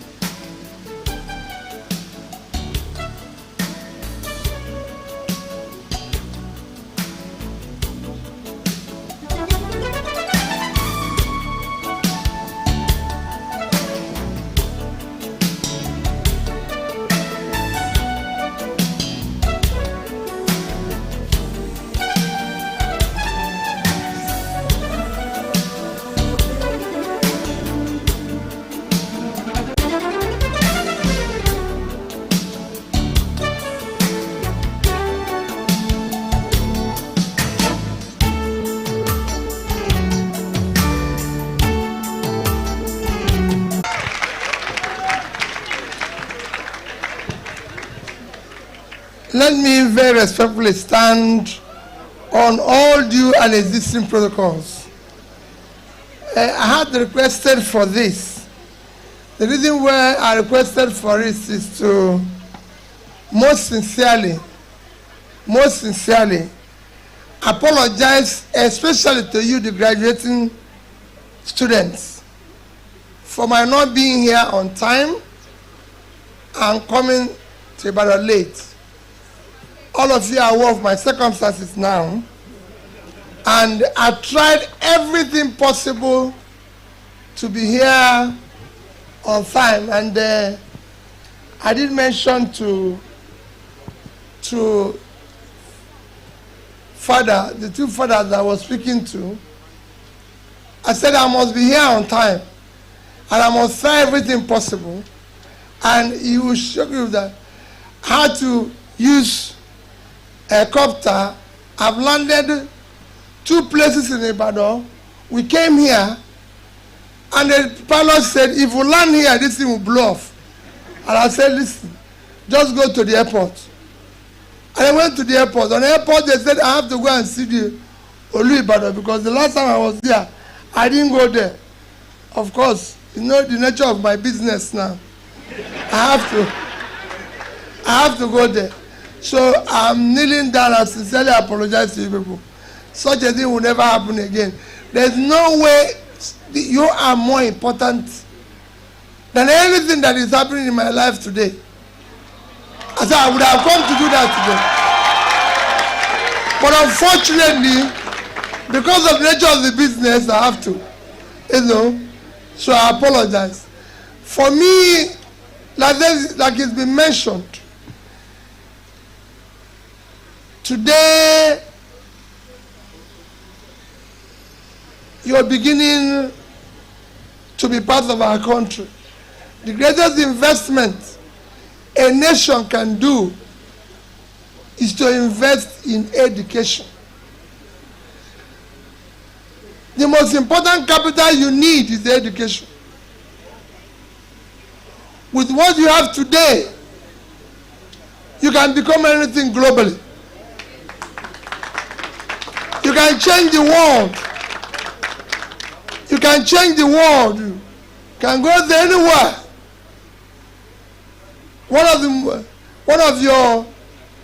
Those people that are making this university great is a senior advocate here.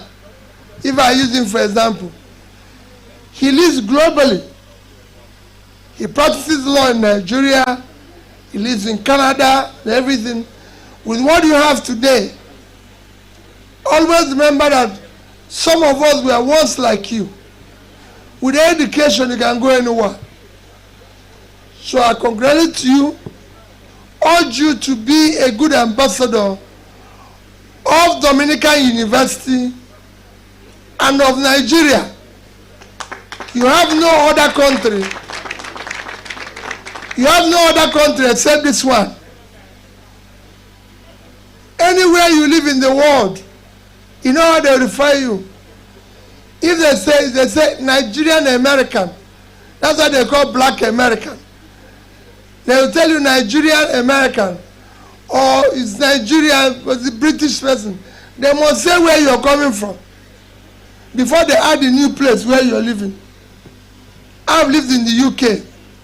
I've associated with the best here in the UK. And it's a degree like this that you earn that I used to go all over the world. But one thing I found out that everywhere they want to say who is Peter Obi, they say it's Nigerian residing in the UK. They never say the UK residing in the UK. They must say the country where I'm coming from. So you can help us to build that country. You can help us to make it work. That's all I want to make comment about. As you know, this is convocation. So I'm now pro-chancellor. And this, if I go beyond here, I would have been talking who you will vote for next year, but that is not included.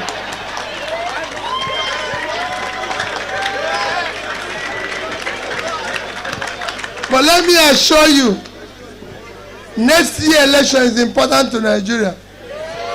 So next year we are going to vote for character, competence, capability, and commitment, so we can start building a better Nigeria. Thank you and God bless you.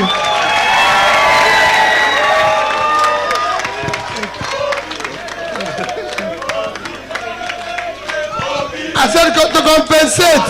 I've offered him. I said one of the compensation I will do.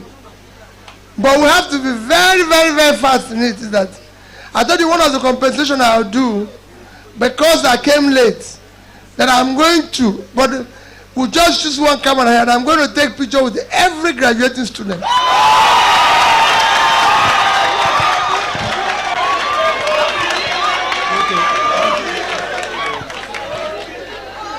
I would like to also acknowledge the members of the entourage of His Excellency, Mr. Peter Obi. I can see Dr. Doni Okupe. You are all welcome to Dominican University. We all know that His Excellency does not need a script to speak. And he has offered to take photographs with our students. We will make it snappy. We will play with members of the press to be organized.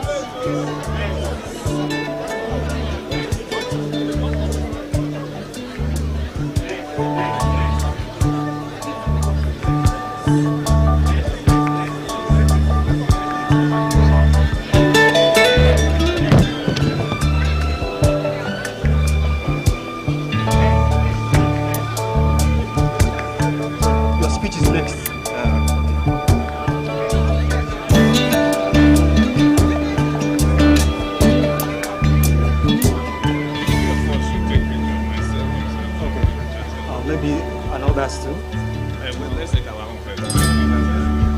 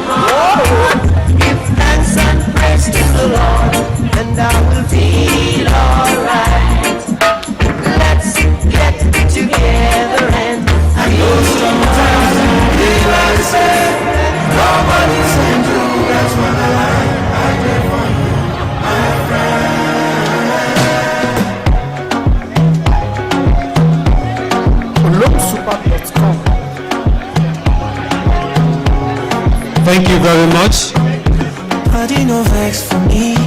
Say I never call you since, but I hope that you are well. I think our graduates have just received the best graduating gift today.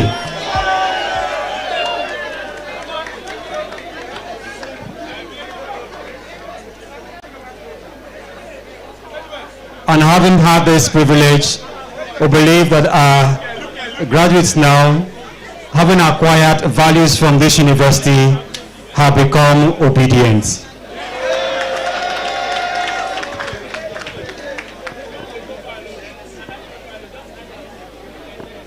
May I invite the Vice Chancellor,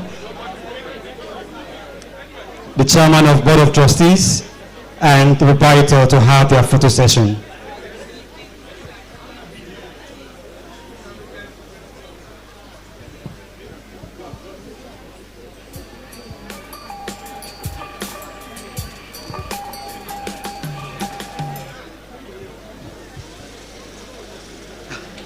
Okay.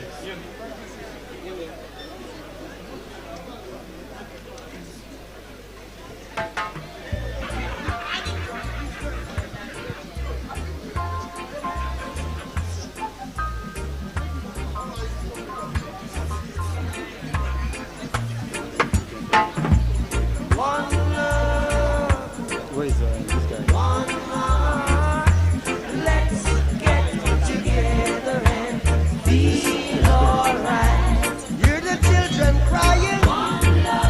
Hear the children crying. Saying, give thanks and praise to the Lord, and I will feel alright. We'd like to have members, other members, and the podium have a session with the Pro-Chancellor. Let them all pass all their dirty remarks. There is one question I'd really love to ask. Is there a place for the hopeless sinners who has hurt all mankind? Just save us home, believe one love. What about a one heart? What about let's get together and feel alright? As it was in the beginning, one love. So shall it be in the end. One heart. Alright. Thanks and praise to the Lord, and I will feel alright. Let's get together and feel alright. One more thing. Let's get together to fight this holy Armageddon. So when the man comes, there will be no doom. Have pity on those whose chances grow thin. There ain't no hiding place from the Father of creation. Yeah, yeah. One love. What about the one? What about the let's get together and feel alright? I'm fleeing to mankind. One love. Give thanks and praise to the Lord, and I will feel alright. Let's get together and feel alright.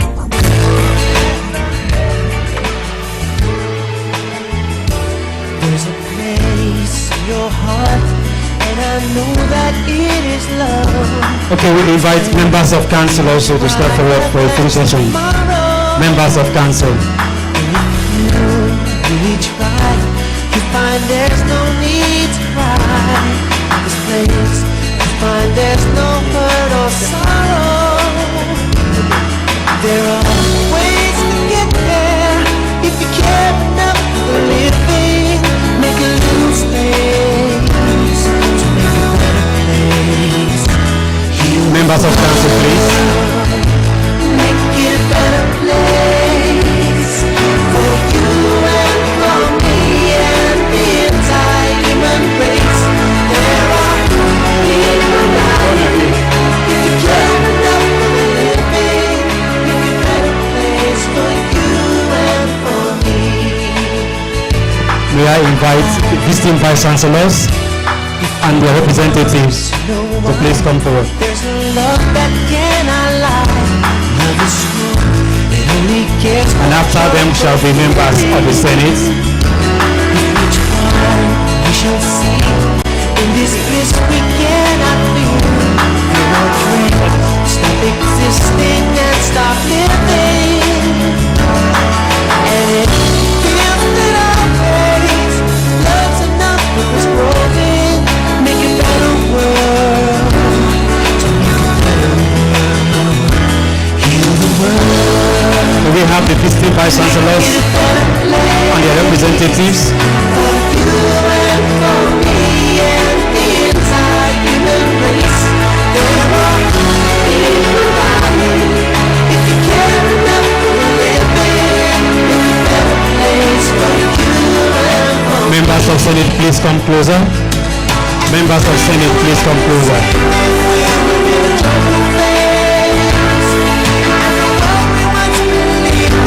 Members of Senate, please.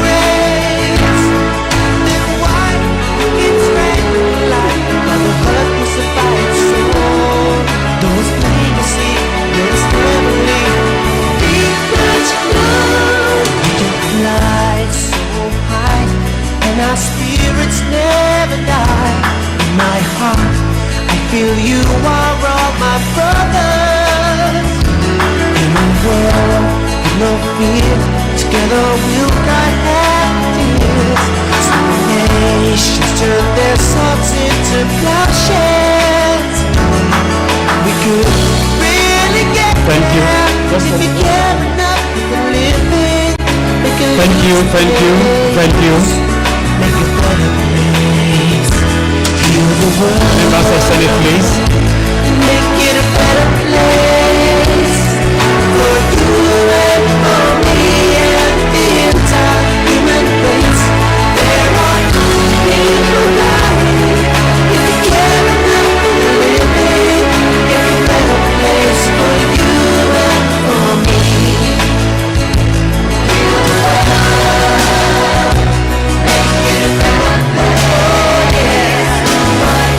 I would like to thank you.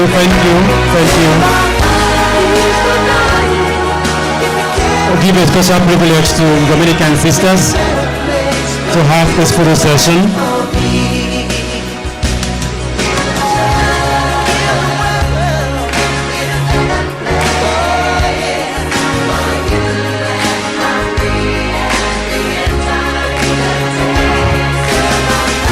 Okay, we can have other sisters join.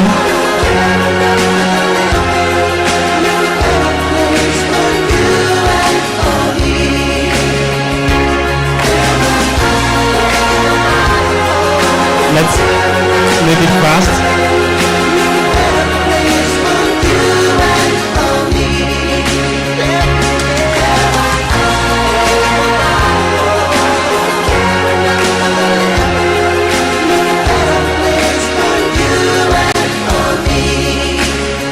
Thank you. Thank you.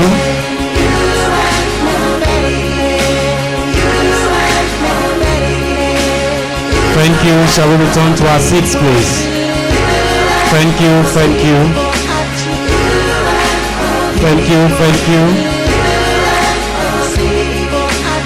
we return to our seats, please? Thank you very much. Your Excellency, we're grateful. Thank you so much for this time you spent. I'd like to acknowledge a member of the entourage of His Excellency Peter Obi, who is the Labour Party gubernatorial candidate for Oyo State, Honorable Taufik Akinwale. You're welcome.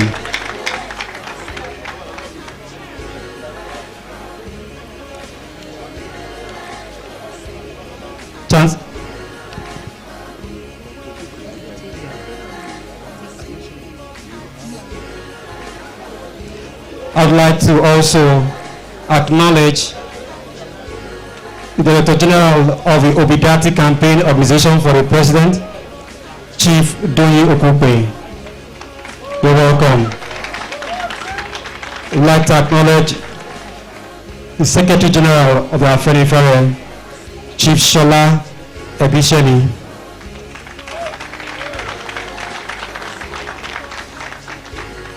We acknowledge other members of the entourage present. You are welcome to the Dominican University. Please, a round of applause for His Excellency Peter Obi. Thank you very much, Your Excellency. Chancellor, sir, I now invite the Chancellor and Proprietor of the Dominican University, Reverend Father Modestus Ngu OP, to give his address.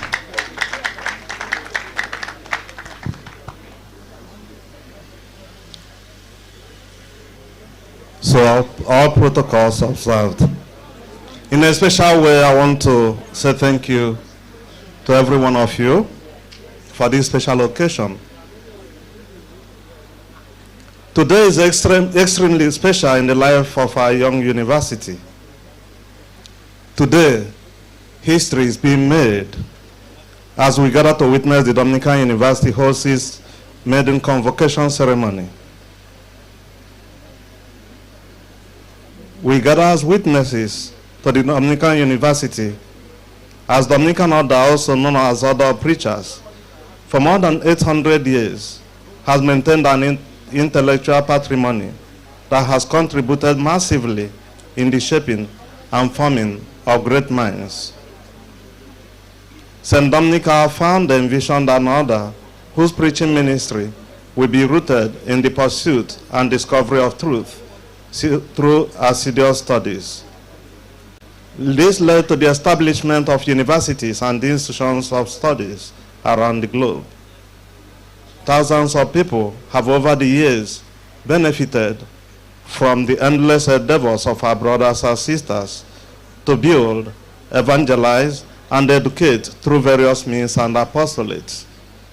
And I know that His Excellency mentioned that the greatest gift and the greatest investment we can make as a nation is to invest in education. And that is primarily why Dominican University was started.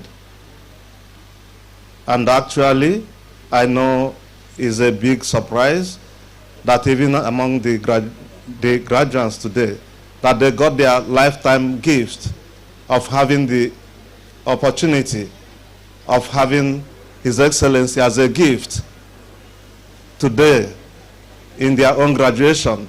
That did not happen in my own time, so you've made me jealous.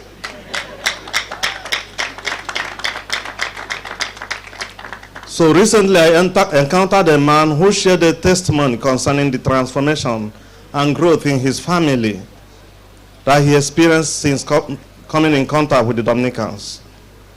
In fact, I personally have been beneficiary to this experience. I grew up in a small town in Enugu State. I recall with amusement the first time I saw a computer. Shortly after I joined the Dominican over 25 years ago, I stood staring at it with fear, amazement, and wonder as I saw words showing up on a blue screen when one of the priests here, Father Edward Raleigh, was moving his fingers on a keyboard. My first attempt to operate a computer actually was a disaster. I panicked and ran out in fear, thinking I had damaged it the moment I noticed strange characters appearing on the screen of the computer. Today, I can say that the institution, that is the Dominican University, through this tradition of rigorous studies, has been an invaluable asset in the success story of many of us, including myself. It equipped me for the various responsibilities, positions, and missions I have had the privilege of holding around the world. Because I was also 7 years in Canada before moving over to Pennsylvania, US for 6 years, before being dragged down to Nigeria again, which I know the guest lecturer said, wherever you are, you have to know you are representing Nigeria. Yes, because of the condition here actually for me, I wasn't planning to come back, but when I was asked to come back, I didn't have option than to come back to share that knowledge, to say we can make a difference in our country here in Nigeria. My dear graduates, today is equally a great day for you. After 4 years of rigorous studies, you are joining this large international family of beneficiaries of the Dominican intellectual tradition. And so you have the great responsibility of ensuring that you channel the wealth of knowledge and experience you have acquired at DU in the service of humanity.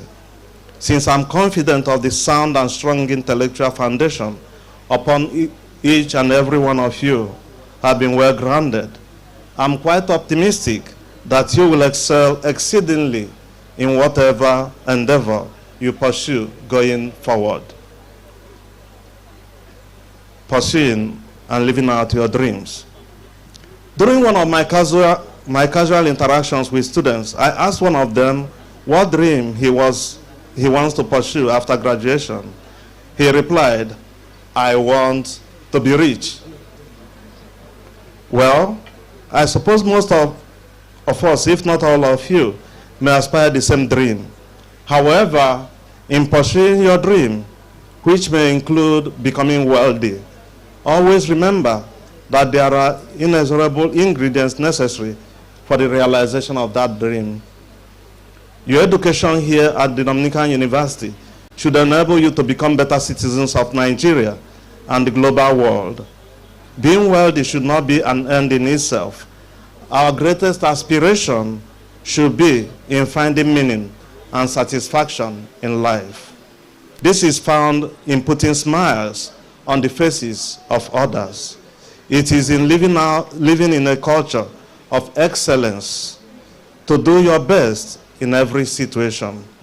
It is never being satisfied to settle for it is okay. It is going beyond our comfortable and mediocre manner of living to live meaningfully. At Dominican University, we work for excellence to achieve greatness. However, it is important to translate our learning into practical living. You may feel stressed when you are asked to do things more than you normally would like to do. It is because you do not want to be like anyone else. You came to Dominican University because you wanted to be extraordinary and outstanding. I hope so. That's why you came. Also remember that your experience of failures as the journey is part of human reality. To be successful, you have to be ready to deal with failures whenever they come. These moments of setbacks, failures, and even rejection should never make you abandon your dream. Instead, they should motivate you to push even more to be the change the world desperately needs. I hope that no one here is delusional to believe that one could become instantly rich without work, planning, investment, and proper financial management. One of the madness of our time is the obsession that people could magically become an internet sensation with 1 million followers and automatically be paid daily by YouTube, Instagram, TikTok, and has many young people derailed. Many of us eagerly crave more likes and happy faces emoji on our posting. We have to become satisfied. We have become satisfied with virtual reality to the point of abandoning reality. Your learning in our university here in the EU is only the beginning of higher purpose and greater fulfillment in life. Remember, your foundation and sacrifices for these years were built on substance and not on fantasy. Your term papers are timeless only when you connect them to being great administrators, ambassadors, managers, and great citizens. In the future, some of you men will share in family responsibilities.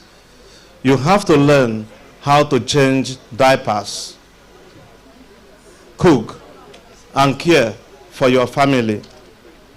It is no longer a responsibility for women alone. I hope you heard me clearly on that. It's not if you want. That is our new world now.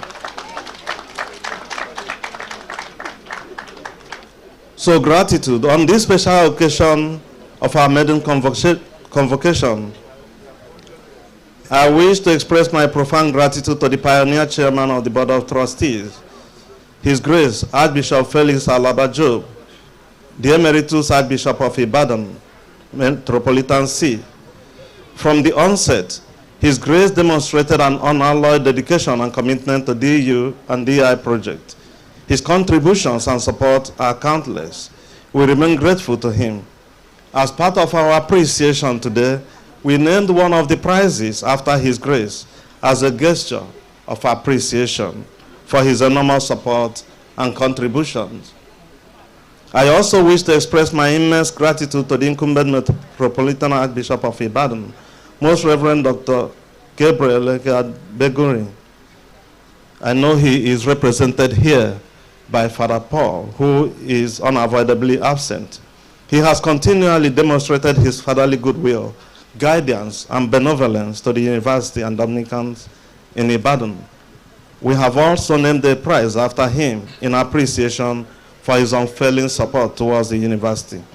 In the same vein, I wish to sincerely thank all the former members of the BOT for their sacrifices, commitment, and contributions towards the successful takeoff of the university and its growth all these years. And to the new BOT chairman, Dr. Anthony Digbe San, and all the current members of the BOT, I express my heartfelt gratitude for your generously accepting to serve on the board.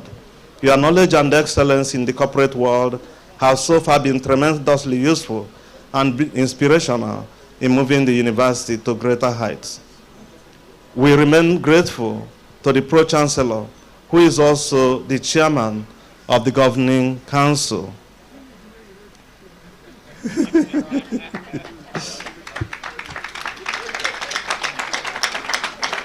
So for me, it's also one of the greatest gifts that Dominican University had today is to have the honor of having his presence in our midst.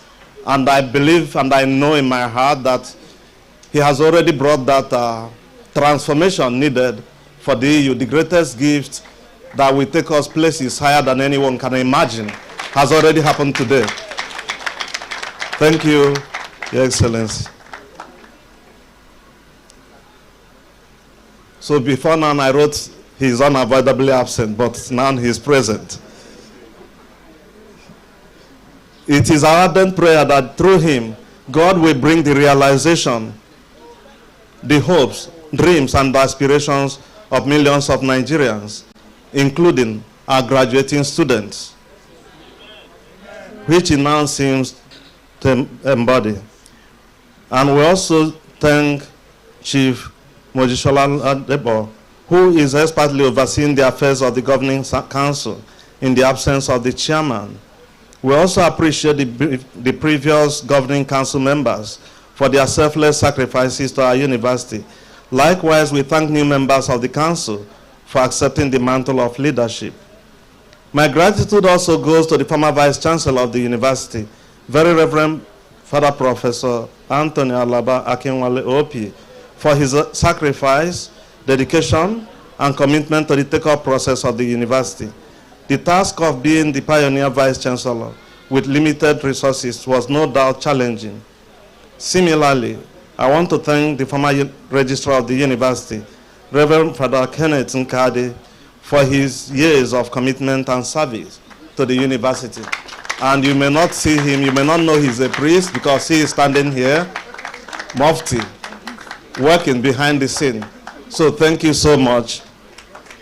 In a special way also, I want to thank the Secretary of the Fundraising Committee for the Dominican University, Reverend Father Augustine Ebido, who is also present and who works behind the scene to make the dream of our university to be the best university in Africa to come through.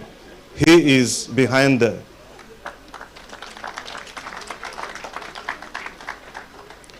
In a particular way, I wish to single out for appreciation all the Dominican friars who for decades dedicated themselves to the service of both the Dominican Institute and Dominican University. If any of the priests, Dominican priests are here, please just stand up for 3 seconds.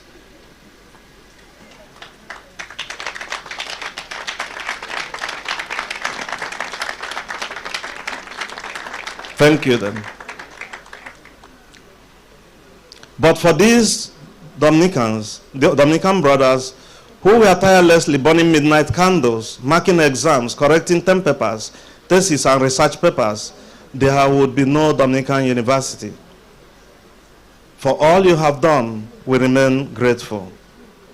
In case you are not aware, the friars, these people you saw standing some few seconds ago, were never paid or compensated despite their professional degrees, because most of them have their PhDs, but they were never paid a dime or compensated for the job they did in the university.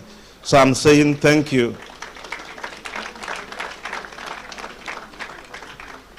Because of their love for the transformation of the future, they pushed themselves beyond the limits and regular teachers in the building the students from ordinary to extraordinary. They saw beyond the limitations and formed these great minds. We are immensely thankful to you for that. I also want to express my gratitude to the new acting Vice Chancellor of the Dominican University, Professor Hyginus Ekwazi, for accepting the tedious task of steering the university into the future. I acknowledge the good work he and his management team are already doing to ensure that the Dominican University soars to excellent heights. In like manner, I wish to thank the University Senate and indeed every single staff, both academic and administrative, senior, middle, and junior members of the staff. You were all part of the team for today's achievement.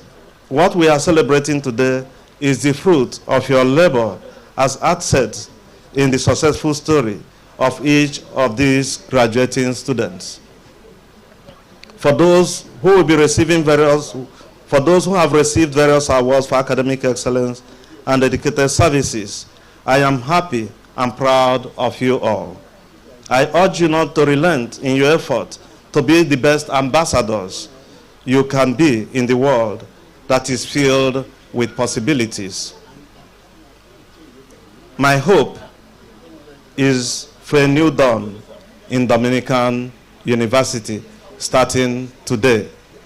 And I repeat, my hope is a new dawn, a new life, a life filled with abundance of grace starting today in the university that is going to take us to greatest height beyond our imagination, where we aspire to build an exciting future for the Dominican University.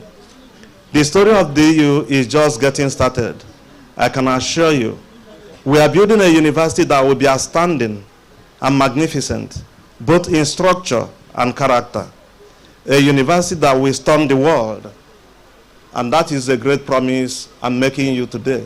That when you see the Dominican University, there is no university around the world that we are not going to beat, even in America and Canada.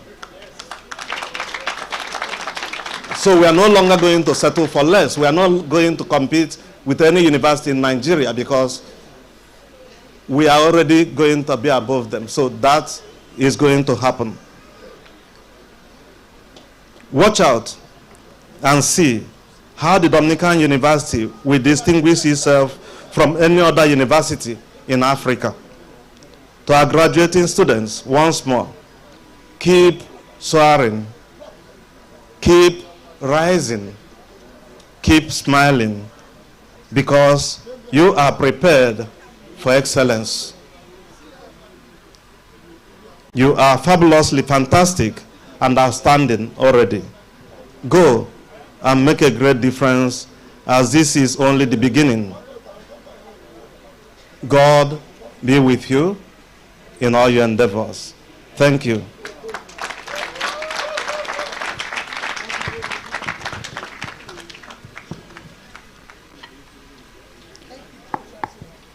We appreciate our proprietor. I'll thank him there because there's something he said I must make comment on to the students. I'll just thank him, the proprietor. But I'll make comment on that. Just keep it, yes. Okay. All right.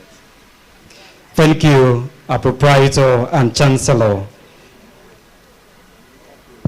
His speech tickled His Excellency, Mr. Peter Obi, and he would like to make just a brief comment. 1 minute. Let me just thank the Chancellor and our proprietor for that wonderful speech, especially promising us that this is going to be the best university. Chancellor, I assure you, I'm sure Chairman of the Board and myself will be there to support you. But I did complain that maybe you will stop sending, maybe Friday Bido should stop. This is disturbance for us. But let me tell the graduating students, there's something that our Chancellor read, which one of the students said he wants to be rich. Please, never, never strive to be rich. Work hard to contribute in building a better society, and you'll be rich. Anybody who aspired to be rich has never made it. Try to help humanity. Try to improve humanity. Innovate things that will make life better. Somebody discovered the phone you're using. From there, he became very rich. People discovered car. Try to change the world and you'll be rich. Try to help humanity. Those in need. Those who nobody. And don't look down on anybody unless you're trying to lift the person up. Everybody is the same thing. Always remember, everything you're going to be is by His grace. You came here with nothing. You graduated today by His grace. So always looking up to it, and you will be successful. But don't strive to be rich. Thank you.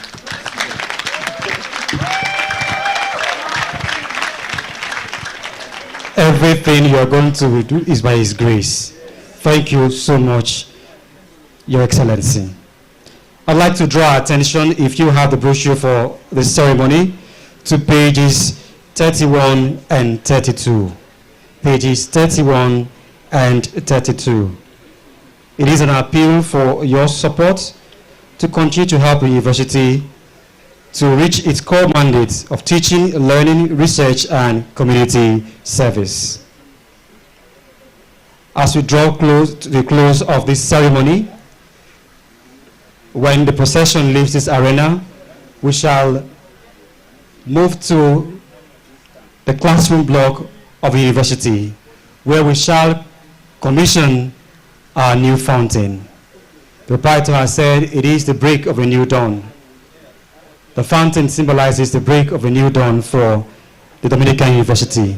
So I crave your indulgence, and I appeal that Your Excellency join us in that short ceremony to commission the fountain.